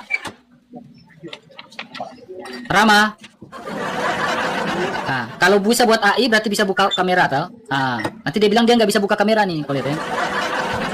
Kau lihat nanti kebohongannya keluar nih teman-teman, lihat. Ada yang belum? Halo Rama. Oke, turun dulu teman ya, agak berisik ya. Oke, Erik silakan. Jangan gitu. Kita jaga typing juga teman-teman ya. Halo Erik, Damanik, Kristen bukan? Kristen Bang, turun aja Bang. Oke Bang, thank you Bang ya, Terima kasih, salah pencet mungkin ya. Salah pencet. Mana nih? Oke, ini aja loh Bang. Enggak, mereka lagi mau sholat teman. Mau Jumatan ini mereka teman, makanya mulai sepi ya, mulai mau Jumatan. Mulai Jumatan mereka ini teman ya. Mereka mau Jumatan ini. Halo? Oke, di bawah dulu Bang ya. Maaf ya, Shalom. Ya, Andi silakan Andi. Halo Andi, Kristen bukan? Andi? Kebiasaan sini. Tuhan Yesus kasih saya kesabaran Kak hadapi mereka ini ya Tuhan. Ya. Jumat. Biar kata aja kan. Halo Bang Kristen bukan Bang? Bang YR? Bang? Halo Bang? Aduh ya Tuhan. Oke. Sabar. Sepi ya. Jangan kasih saya itu permen karet. Udah dibilang jangan kasih permen karet.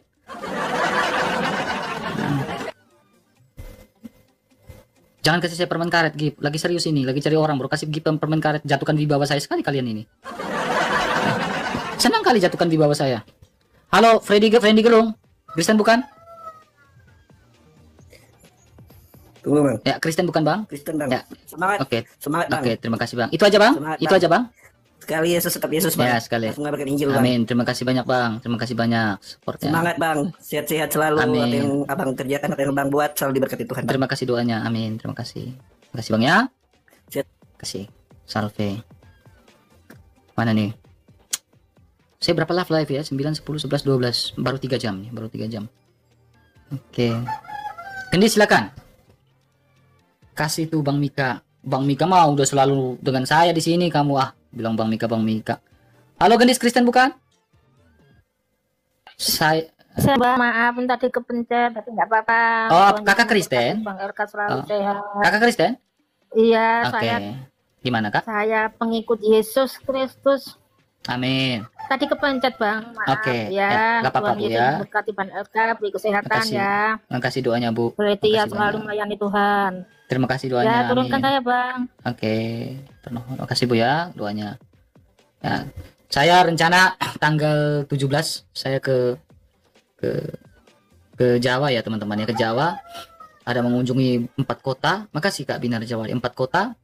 Dan di 4 kota ini ada yang mau terima Yesus ya.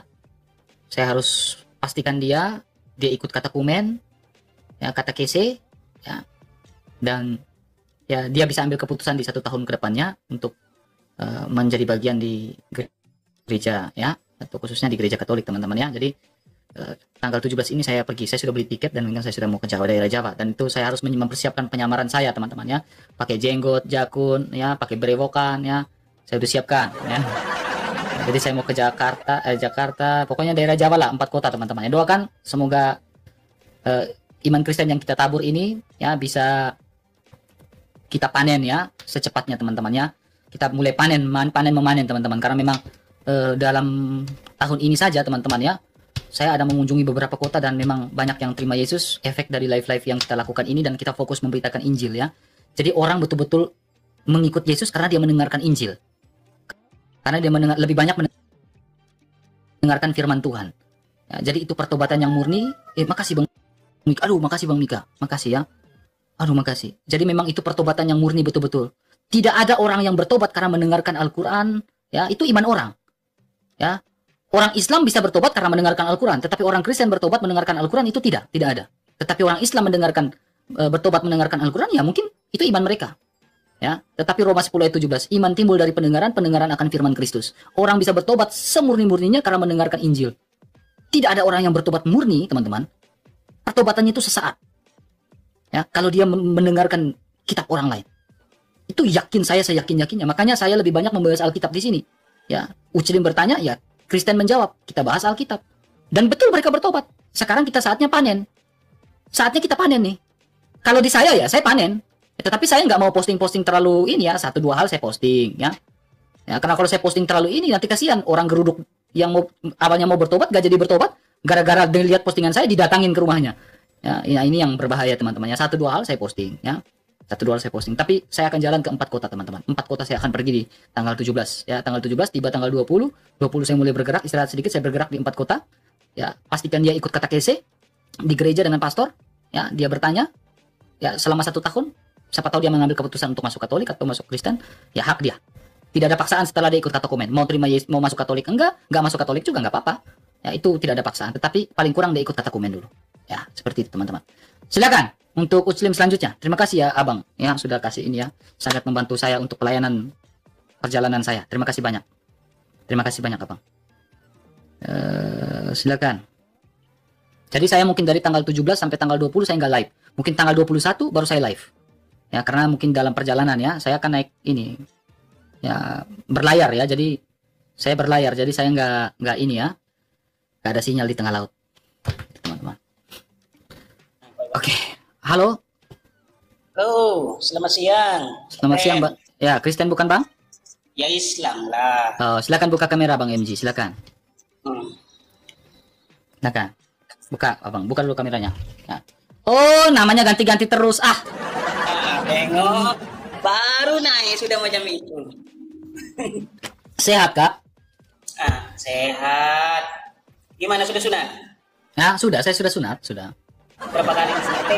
Nanti saya tanya balik. Kamu sudah sunat? Nah, ya namanya Islam ya wajib sunat. Sabar, yang sunat ini laki-laki atau perempuan? Ya tanya aja, Yesus aja Gon. Iya, kamu perempuan atau... Iya, gini KMG. KMG ini perempuan atau laki-laki?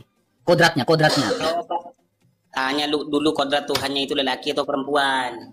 Nanti saya jawab, Kak. Oke, saya jawab ya, Kak ya. Jawab dulu. Tuhan itu Yesus itu kodratnya laki atau perempuan? Oke, saya jawab ya, Kak. Pakai data ya. Ya. Iya, pakai data lah. Oke, terima kasih. Oke, saya buka data dulu ya. Saya pakai data bukan Gon. Enggak, saya buka data. Oke. Nih. Oke. Saya bermula dari sebuah tulisan, ya. Jadi dalam bahasa Yunani maupun Ibrani, bahasa Ibrani, lihat dulu Kakak, harus pintar dengar baik-baik. Who itu dia yang merujuk pada dia laki-laki. Oke. Mbak, lihat dulu sini, Mbak, biar ngerti, Mbak. Who itu dia yang merujuk pada dia laki-laki, ya kan? Oke. Si ini dia juga, tetapi dia perempuan. Ya. Oke. Oke. Sekarang Kak, ya, sebelum saya menjelaskan itu, ya, berbicara tentang Yesus Kristus, ya, Yesus adalah Tuhan segala Tuhan. Ya, dia mengambil rupa manusia, firman Allah yang adalah Allah mengambil rupa manusia, dan manusia itu laki-laki. Nah, mengapa laki-laki? Karena Tuhan itu, ya sabar dulu, saya jelaskan sampai habis Kak. Sabar. Nanti sabar nanti. Iya, mengambil rupa manusia. Oke, ada datanya. Di salib itu, yang disalib itu siapa? Yesus atau Tuhan? Sungguh-sungguh manusia Yesus yang disalibkan. Oke, dia kan bangkit yang ketiga. Kapan bangkit yang ketiga? Yang ketiga kan dia bangkit katanya, oten-oten ini. Iya, Yesus mati, Yesus bangkit, Yesus naik ke surga. Jadi 3 hal, mati, bangkit, dan naik ke surga. Yang salib tuh Yesus ataupun tuh gimana ya? Ataupun manusianya, Ya, ataupun dua-duanya. gini. Yesus Kristus memiliki 2 kodrat. Kodrat sungguh-sungguh manusia dan sungguh-sungguh Allah. Ya.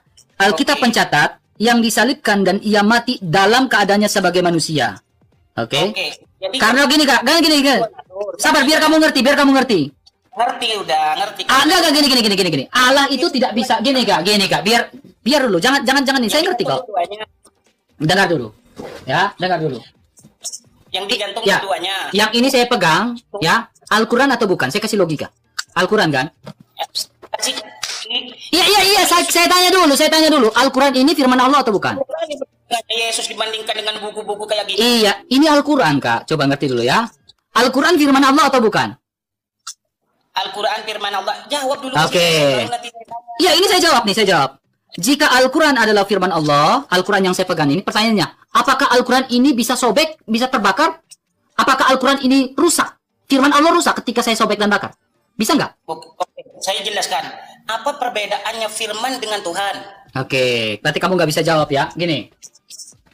Ya. Ada 3 hal di dalam Alkitab. Ya, Alkitab itu berbicara tentang logos. Udah ulang-ulang saya jelaskan ini. Alkitab juga berbicara tentang remata. Alkitab juga berbicara tentang grafe. Grafe itu apa? Grafe itu tulisan. Nah, ini namanya grafe. Ya. Kemudian, kalau firman itu logos yang berdiam bersama-sama dengan Allah. Ya. yang digantung Nah, keduanya ada- yang digantung di atas kayu salib itu adalah kodrat Yesus yang kedua, yaitu manusia Yesus. Sekarang yang diangkat ke langit Yang diangkat di langit adalah manusia Yesus Kristus dan juga keilahiannya, tubuh kemuliaannya. Gini, ketika Yesus di atas kayu salib, darahnya semua sudah tercurah habis, ya. Dan Yesus ketika bangkit, dia mendapatkan tubuh kemuliaannya, ya. Jadi manusia Yesus dengan tubuh kemuliaannya berkuasa di bumi dan di surga. gak nyambung. Nah, udah gak nyambung, gak apa-apa, itu urusan kamu. Nyambung. Yang penting saya sudah jelaskan. Oke, Nyambung itu. kakak tunggu kakak. Ya kakak, ya saya tahu kakak saya. Kita kembali pada poin awal kak. Kita kembali pada poin awal. Who ini dia laki-laki kan kak? Oke? Dia laki-laki kan? Kenapa dia gondrong? Kenapa dia Ya, gondrong? sekarang saya tanya kakak. Kakak ini bacanya apa kak? Kak, dalam Al-Hadid ayat 3 ini dibaca apa kak? Dalam Al-Hadid ayat 3 ini dibaca apa kak? Baca dulu. Huwa kan? Huwa ini apa? Laki-laki atau perempuan? Baca dulu semua. Iya, huwal awalu. Huwal awalu, hu ini dia laki-laki atau dia perempuan? Sesuai dengan bahasa. Baca dulu. Itu apa itu? Oke, jangan. Ini surah Al-Hadid ayat yang ketiga, Pak. Al-Hadid ayat 3. Di sini dia bilang hu. Oke, saya turunkan kamu. Ya. Jadi kenapa Yesus Kristus datang dalam rupa firman itu harus datang dalam rupa laki-laki? Karena keimamatan itu harusnya laki-laki. Keimamatan itu tidak perempuan. Ya, sehingga budaya Yahudi pun ya, imam-imam Lewi dan saudara-saudara Harun, anak-anak Harun semuanya laki-laki. Ya. Yesus Kristus adalah imam agung kita, imam besar kita. Sehingga kenapa firman menjadi manusia dan manusia itu adalah manusia Yesus yang laki-laki? Ya karena seorang imam adalah laki-laki. Ya. Seorang imam bukanlah perempuan. Tidak ada seorang imam itu perempuan. Bahkan Tuhan itu sangat konsisten. Yang diciptakan itu adalah Adam dulu. Manusia Adam adalah laki-laki. Karena Adam itu adalah imam untuk perempuannya. Jangan kasih, saya lagi serius ini baru kamu kasih. Saya lagi serius saya jelaskan ini. Ya, jadi seorang imam itu adalah laki-laki, teman-teman. Ya. Jadi keimamatan Yahudi itu ketika dia masuk ke dalam bait suci, nah kayak gitu. Masuk ke dalam bait suci. Nah, di bait suci itu ada 3 tempat, 3 ruangan. Yang boleh masuk itu imamat yang harus laki-laki. Ya. Jadi, dalam liturgi gereja mula-mula saja, keimamatan itu tidak pernah perempuan, teman-teman. Ini saya harus omong dengan tegas. Tidak ada keimamatan itu perempuan. Dalam liturgi gereja mula-mula, semua keimamatan itu adalah laki-laki. Karena yang bisa masuk ke bait suci dan bertemu dengan tabut perjanjian Allah itu adalah imam yang laki-laki, bukan perempuan. Ya, jadi Allah konsisten sejak penciptaan hingga pada zaman gereja. Ya, Allah konsisten sejak zaman penciptaan pertama sampai dengan zaman liturgi gereja, semua dipakai semuanya itu laki-laki. Jadi keimamatan, ya itu laki-laki. Sampai di situ teman-teman ya. Yesus Kristus adalah imam agung kita. Ya, tetap ketika Yesus naik ke surga, ya ada Tuhan, ya ada Sang Bapa. Ya, Yesus tetap Tuhan manusia dengan wujud manusianya itu. Tubuh kemanusiaan manusia itu. Sang Bapa tetaplah yang transenden. Saya harus dengan tegas mengatakan itu. Sang Bapa tetaplah Sang Bapa yang transenden. Yesus Kristus tetaplah yang imanen itu. Ya, tetapi bukan berarti dia adalah Allah. Hakikatnya Allah karena firman dia adalah firman yang keluar dari Sang Bapa. Makanya di Alkitab ada 2 tahta pengadilan, pengadilan Allah dan pengadilan anak domba. Gitu. Ketika dia naik ke surga, ya Yesus Kristus tetap dengan kemanusiaannya itu yang berkuasa di bumi dan di surga. Ya Sang Bapa tetaplah Sang Bapa yang transenden. Ya. Kita jangan sampai karena bilang, oh Allah itu satu, lalu kita melupakan itu. Kita mendustai ayat Alkitab itu. Udah bisa seperti itu, teman. Jujur, tetaplah jujur. Ya, jangan seperti kita wanis. Gitu. Karena bilang tidak mau Allah itu 2, ya memang ada hierarki di situ. Memang ada hierarki. Sang Bapa tetaplah Sang Bapa. Tetapi Yesus Kristus adalah firman-Nya Sang Bapa yang sehakikat dan itu adalah Allah. Ya, nih saya tunjukkan beberapa data ya. Ada Alkitab ya. Ini ada beberapa data. Ini teman-teman wajib tahu ya. Kita perlu seperti ini teman-teman ya. Nih, kita buka dulu dalam Yesaya 55 ayat 11 ya. Karena ini sudah di akhir saya live ya teman-teman. Jadi saya kasih pengajaran dulu ya. Supaya teman-teman jangan malu. Ya memang seperti itu. Yesaya 55 ayat 11. Tapi bukan berarti kita penyembah 3 Tuhan, bukan. Hanya ada satu Allah saja, 1 Korintus yaitu Sang Bapa. Hanya ada satu Tuhan saja, yaitu Yesus, ya. Sang Bapa tetaplah yang transenden, ya. Yesaya 55 ayat 11. Nih. Ini beberapa ayat ya, teman-teman ya. Yesaya 55 ayat 11. Saya buka Yesaya 55 ayat 11. Nah, Yesus tetaplah Allah hakikatnya karena dia adalah firman-Nya Allah dan itu adalah Allah.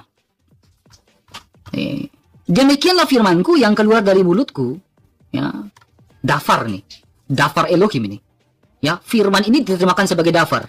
Nah, di dalam Yohanes 1 ayat 1 itu dalam Haberit dia terjemahkan dafar juga. Ia tidak akan kembali kepadaku dengan sia-sia. Jadi kenapa Yesus dikatakan sebagai utusan? Karena firman itu keluar dan datang dari Sang Bapa. Makanya dikatakan sebagai utusan. Makanya dia adalah Tuhan yang berkuasa. Ya, nanti kita lihat teman-teman, seolah-olah ini ada dua Allah, teman-teman, ya. Di dalam Wahyu pasal 22 ayat 1. Seolah-olah ada dua Allah, teman-teman, ya.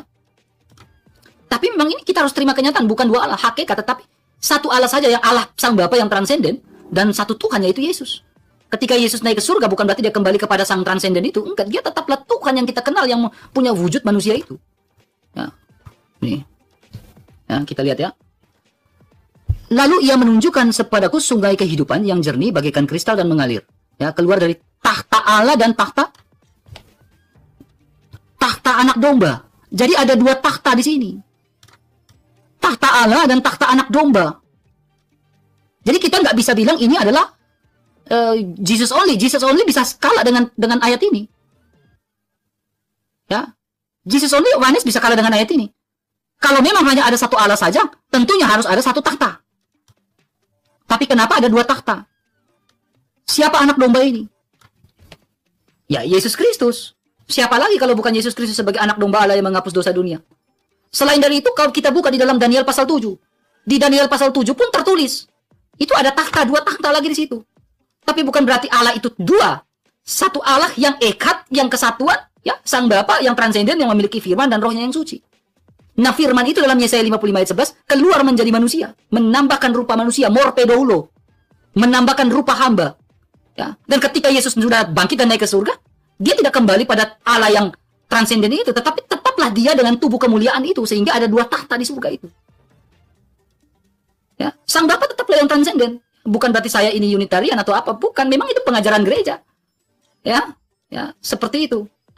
Teman-teman, ya, saya harap teman-teman memahami ya. Ya. Di dalam lagi teman-teman bisa lihat Wahyu 3 ayat 2. Nih. Dalam Wahyu 3 ayat 2. Ya, semoga benar ya ayat ini ya. Nah. Nih. Bangunlah dan kuatkanlah apa yang masih tinggal ya, sudah hampir mati ya, sebab tidak ada sesuatu pun ya dari pekerjaan aku dapati sempurna di hadapan Allahku. Sabar, bukan ini kayaknya, bukan ini. Bukan ini kayaknya, bukan ini. Sabar, saya lupa ayat berapa ya, Wahyu 2, Daniel 7 kalau nggak salah. Kisah Rasul 5 ayat 31 kalau tidak salah. Kisah Rasul 5 ayat 31. Jadi ayat-ayat ini ya.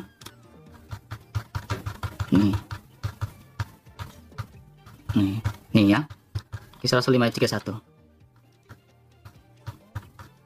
Nih. Dialah Allah, dialah yang telah ditinggikan oleh Allah. Dia ini siapa? Dia ini siapa? Yesus kan, yang telah ditinggikan oleh Sang Bapa dengan tangan kanannya sendiri sebagai pemimpin Mesias nih. Hanya ada, Alkitab mencatat hanya ada satu pemimpin, yaitu Mesias yang keluar dari Sang Bapa, yaitu firman itu. Jadi ini seolah-olah ada dua Allah. Ya. Tetapi memang hanya satu Allah dan kita harus mengakui Allah ini mengutus Sang Dia. Sang Bapa ini mengutus Dia. Bukan Sang Bapa mengutus Sang Bapa. Sang Bapa tidak pernah mengutus Sang Bapa. Tapi Sang Bapa mengutus firman-Nya sesuai Yesaya 55. Itulah si Dia ini. Sehingga ada dua tahta di surga, tahta Allah dan tahta anak domba. Ya, kita harus jujur. Tetapi perlu kita tahu teman-teman, ya, perlu kita tahu nih, saya tunjukkan beberapa data. Ketika manusia jatuh ke dalam dosa, yang Allah janjikan itu adalah Mesias. Nih, teman-teman perhatikan. Yang dijanjikan itu adalah Mesias nih. Ya, sabar. Targum ya. Kalau nggak salah dalam Targum. Mesias. Oke, nih. Yang dijanjikan Allah adalah Mesias yang keluar dan datang Sang Bapa. Sehingga dosa-dosa manusia itu obatnya itu adalah Mesias, Al-Masih. Nih, teman-teman perhatikan. Ini dalam Targum Yahudi, Targum Jonathan Ben Yuzel. Ya. Dalam Targum Jonathan Ben Yuzel nih. Ya. Ya. Ini Targum Jonathan Ben Yuzel. Genesis ya. Di sini yang dijanjikan Allah ketika manusia jatuh ke dalam dosa adalah Beyome Malkah Mesiha. Ya, saya terjemahkan ke dalam bahasa Indonesianya, teman-teman ya. Biar teman-teman bisa baca sama-sama. Nah. Sabar. Oke. Nah. Dan aku akan mengadakan permusuhan antara engkau dan perempuan itu dan antara benih anak laki-laki. Dan benih laki-lakinya akan terjadi ketika anak perempuan itu menaati perintah-perintah hukum. Nah, ini sesuai dengan Galatia pasal 3 ayat 13 itu. Benih perempuan itulah yang menaati hukum-hukum. Karena dasar hukum Taurat bukanlah iman, tetapi dasar hukum Taurat adalah menaati segala hukum Taurat. Ya, karena orang Israel susah untuk menaati semua hukum Taurat, akhirnya ada yang namanya utusan ini. Tuhan sudah tahu sejak semula nih. Tuhan tahu bahwa Israel itu akan melanggar aturan-aturan yang dibuat, undang-undang yang dibuat sama Allah. Makanya sejak semula Tuhan bilang apa?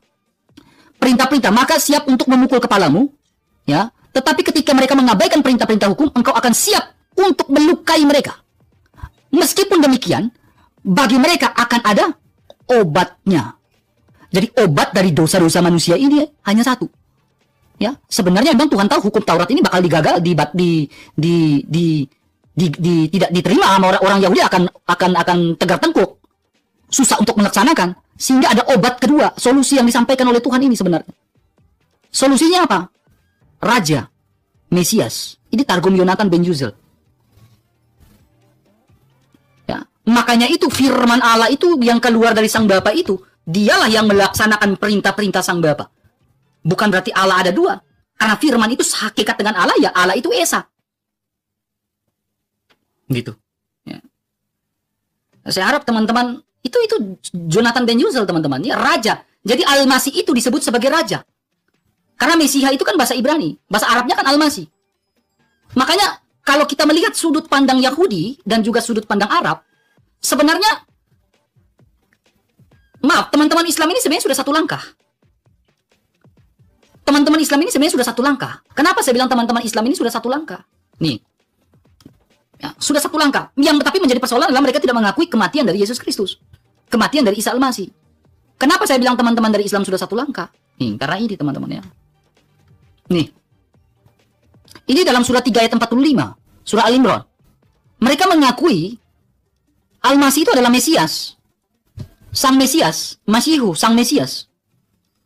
Nah, kalau dia mengakui Al-Masih itu Sang Mesias, kalau dia melihat akar muasal dari kekristenan dan semuanya ini adalah Yahudi, kita harus lihat bahwa obat dari segala sesuatu adalah ini, medicine. Adalah Al-Masih, raja. Jadi Al-Masih adalah raja. Karena berbicara tentang kristologi. Sebagai imam, raja, dan nabi. Makanya dalam Genesis Kejadian 3 ayat 15, Jonathan Ben Yuzel ini seorang rabi Yahudi yang terkenal, mengatakan Al-Masih adalah raja yang mengobati manusia dari dosa. Sebenarnya Yahudi kan tidak mengakui Yesus Kristus sebagai Al-Masih. Sebenarnya Islam ini sebenarnya sudah mengakui. Ya, sudah mengakui. Tetapi yang menjadi persoalan di sini adalah pengakuan itu tidak menjadi sesuatu yang utuh sesuai dengan nubuatan dari para nabi terdahulu, tidak menjadi sesuatu yang utuh. Karena mereka mengatakan Isa Al-Masih tidak disalibkan melainkan diserupakan. Sehingga pengakuan itu tidak menjadi utuh. Tidak menjadi utuh. Bahkan dalam sebuah Talmud Babilonia, ya, seorang rabi juga namanya Rabi Eliezer, ya, Rabi Eliezer ini mengatakan bahwa Mesias itu sudah ada sebelum sejarah dunia ini ada. Bahkan Mesias itu dari keturunan Daud, ini dua hal lagi kita bahas. Mesias ini keturunan Yusuf, Mesias keturunan Daud. Mengapa dikatakan Mesias keturunan Yusuf? Mengapa Mesias dikatakan keturunan Daud? Ini panjang sekali pembahasannya. Ya. Tetapi dalam Rabi Eliezer, Pirkei dari Rabi Eliezer dalam Talmud itu mengatakan bahwa seorang Mesias itu, manusia Mesias itu, ya harus disalibkan. Sesuai nubuatan Yesaya juga 53, harus disalibkan. Hamba yang setia dalam Yesaya 52, dalam Targum Yonatan juga itu adalah Mesias. Nah, sebenarnya teman-teman Islam sudah mengakui Isa Al-Masih sebagai Mesias, tetapi belum secara utuh. Belum secara utuh bahwa Isa Al-Masih itu disalibkan, tapi mereka bilang diserupakan. Sebenarnya ini satu langkah lagi sebenarnya. Tetapi bisa dibuktikan menurut Alkitab dan juga fakta sejarah, tetapi persoalan sekarang, apakah hati mereka bisa terima itu atau tidak? Apakah hati mereka itu bisa legowo dengan kenyataan bahwa Isa Al-Masih itu disalibkan, bukan diserupakan? Ya, kalau mereka sudah mengakui Isa Al-Masih itu adalah disalibkan, sudah clear, berarti itu juru selamatmu. Karena semua nabi kalau berbicara ini ya, tidak ada yang mendapatkan gelar Al-Masih selain daripada Isa. Sebenarnya menginjili teman-teman Islam ini sebenarnya susah-susah gampang. Mereka sudah tahu kenyataannya, tetapi memang hatinya agak susah untuk menerima itu. Mungkin sanksi sosial atau apa, nah ini agak berat. Ya. Jadi seperti Kristus itu dalam bahasa Yunani, Al-Masih dalam bahasa Arab, Mesias dalam bahasa Ibrani. Karena Tuhan tahu ketika manusia diikat dengan undang-undang yang namanya Taurat, Tuhan tahu manusia itu bakal masih menggerutu dan melanggar undang-undang itu. Tetapi undang-undang itu diikat, Taurat itu tetap diikat sama Tuhan. Makanya Galatia pasal 3 ayat 12 adalah, dasar dari hukum Taurat adalah bukan iman. Dasar dari hukum Taurat adalah bagaimana kamu menaati, menjalankan hukum Taurat itu sepenuhnya. Tetapi dasar dari tentang Yesus Kristus itu adalah iman, Galatia pasal 3. Karena ketidaktaatan manusia, ya, yang tidak bisa sepenuhnya mengikuti Taurat yang diikat sama Tuhan, undang-undang itu, akhirnya berbuah menjadi sebuah kutuk. Nah, kutuk dari berbuah dari kutuk itu ada warning nggak? Ada. Jadi ada sistematika, teman-teman. Jadi ini saya perlu menjelaskan tentang sistematika. Di Kejadian pasal 2 ayat 17, Tuhan sudah memberikan warning. Ini sistematika yang pertama. Ketika kau makan buah itu, kau akan mati. Itu termasuk kutuk. Tetapi ada solusi. Solusi adalah lewat seorang perempuan yang menginjak kepala ular. Sehingga dalam gereja Katolik kita kenal namanya Bunda Segala Bangsa. Yang menginjak dalam bola dunia. Teman-teman lihat ikon Bunda Segala Bangsa. Menginjak bola dunia, lalu ada ular kepalanya diinjak.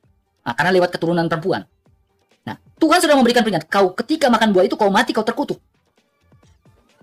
Ya, kau mati terkutuk. Di zamannya Bani Israel juga, ya, setelah masuk ke zaman kedua, di zamannya Bani Israel, ya, Tuhan memberikan warning nggak seperti Kejadian 2 ayat 17? Berikan warning. Warningnya itu dalam bentuk Taurat, undang-undang. Ulangan pasal 28. Ketika kamu taat, kamu diberkati. Ketika kamu tidak taat, kamu terkatakan terkutuk. Sebelum ayat 28, pasal 28, itu pasal 21-nya, itu sudah berbicara tentang upah dari dosa adalah maut. Dosa adalah pelanggaran hukum Allah. Dosa menyebabkan keterpisahan dengan Allah. Karena kutuk tadi, warning itu. Karena ketidaktaatan manusia akhirnya mengalami keterpisahan. Karena tidak taat dengan undang-undang akhirnya mengalami keterpisahan. Tetapi di dalam Kejadian 3 ayat 15 itu belum ada undang-undang kan? Nah, ketika belum ada undang-undang, ya, Tuhan sudah memberikan sebuah bukan undang-undang yang dibuat oleh Allah. Tetapi yang diberikan itu namanya proto-evangelium. Kabar baik, Injil. Di Kejadian 3 ayat 15 itu adalah kabar baik untuk pertama kali. Karena ketidaktaatan manusia mengalami keterpisahan, akhirnya Tuhan memberikan solusi. Solusinya adalah proto-evangelium. Lewat keturunan yang kita baca tadi, Isa Al-Masih tadi, Mesias, Raja tadi. Masuk ke fase berikutnya di bangsa Israel. Bangsa Israel tidak taat juga. Padahal sudah ada hukum yang mengikat. Karena sudah ada hukum yang mengikat, mereka tetap tidak taat. Akhirnya mereka dikatakan terkutuk. Tetaplah terkutuk sejak semula. Ya. Nah, sehingga tampilnya Yohanes dalam Yohanes 1 ayat 2, inilah anak domba Allah yang menghapus dosa dunia. Ya. Yesus dikatakan terkutuk, ya karena dia menanggung kutuk manusia yang berdosa. Jadi dia mengcover manusia yang berdosa di hadapan Sang Bapa yang Maha Suci, yang transenden. Jadi manusia Yesus Kristus mengcover manusia yang berdosa. Perantara, karena dosa adalah keterpisahan, sehingga ada jembatan, ada perantara, yaitu perantara manusia Yesus yang tidak berdosa, mengcover manusia yang berdosa, menjembatani manusia yang berdosa dengan Sang Bapa yang transenden, yang Maha Suci. Gitu. Kemudian, setelah Yesus Kristus datang, manusia sudah percaya bahwa dia adalah juru selamat yang hidup. Ada undang-undang lagi nggak? Masih ada undang-undang. Undang-undang itu diikat dalam sebuah gereja. Gereja mula-mula pada saat itu. Gereja apostolik. Roma, dasar kitab suci mana? Roma 14 ayat 8. Jika aku hidup untuk Tuhan. Jadi aku mati untuk Tuhan. Baik hidup ataupun mati, aku adalah milik Tuhan. Lalu ditegaskan lagi. Ya, Tuhan tidak mau kita menjadi seperti bangsa Israel. Ya, yang bangsa yang tegar tengkuk. Dikasih aturan untuk dilanggar. Sehingga Rasul Yakobus, ya, atau Santo Yakobus memberikan sebuah warning lagi juga di situ. Karena inspirasi Alkitab itu inspirasi Allah kepada para penulis. Iman tanpa perbuatan hakikatnya adalah mati. Ya. Jadi kita beriman kepada Allah, kita juga harus melakukan dengan perbuatan-perbuatan itu. Tidak bisa hanya beriman saja. Jadi iman harus disertai dengan perbuatan. Jadi kita jangan seperti gelas kosong yang tidak berisikan air. Kita sudah ada gelasnya loh. Tetapi kalau tidak ada airnya, bagaimana kita minum? Begitu pula dengan iman, dengan perbuatan. Harus diisikan air sehingga bisa diminum. Ya. Jadi kita bilang hanya beriman saja, iblis pun beriman. Iblis pun percaya hanya ada satu Allah saja. Tetapi disertai dengan perbuatan-perbuatan nyata yang Allah sudah tunjukkan di dalam Galatia, buah-buah roh itu. Orang yang percaya kepada Yesus harus beriring dengan perbuatan-perbuatan itu. Taurat masih dijalankan nggak? Taurat digenapi dan dijalankan. Ya. Taurat digenapi dan dijalankan. Tetapi ada beberapa hal, teman-teman. Ya, hal-hal ini yang harus kita perhatikan. Ya, ya. Ada Taurat yang dibatalkan dalam konteks seperti apa? Jadi ada 3 hukum dalam Yahudi. Hukum seremonial contohnya, atau hukum yudisial. Ya. Yang dikatakan Rasul Paulus itu benar atau tidak? Benar. Kenapa?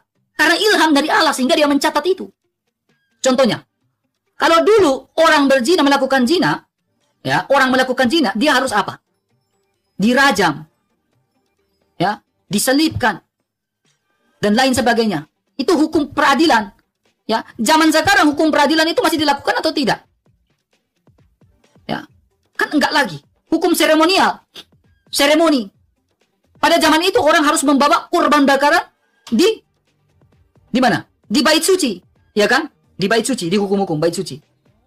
Tapi sekarang apakah kita harus membawa kurban itu, domba itu ke atas altar gereja? Kan tidak.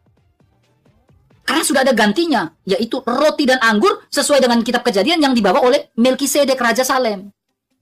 Dalam kitab Kejadian. Jadi dibatalkan. Yang dibatalkan jadi ada beberapa hal, tetapi ada yang dijalankan. Dijalankan karena digenapi. Ya, paham ya teman-teman ya? Ya, susah, Muslim susah mengerti teman. Ya, karena apa? Beriman kepada Taurat, tetapi tidak pernah membaca Taurat. Yang nggak ngerti-ngerti Muslim. Iya.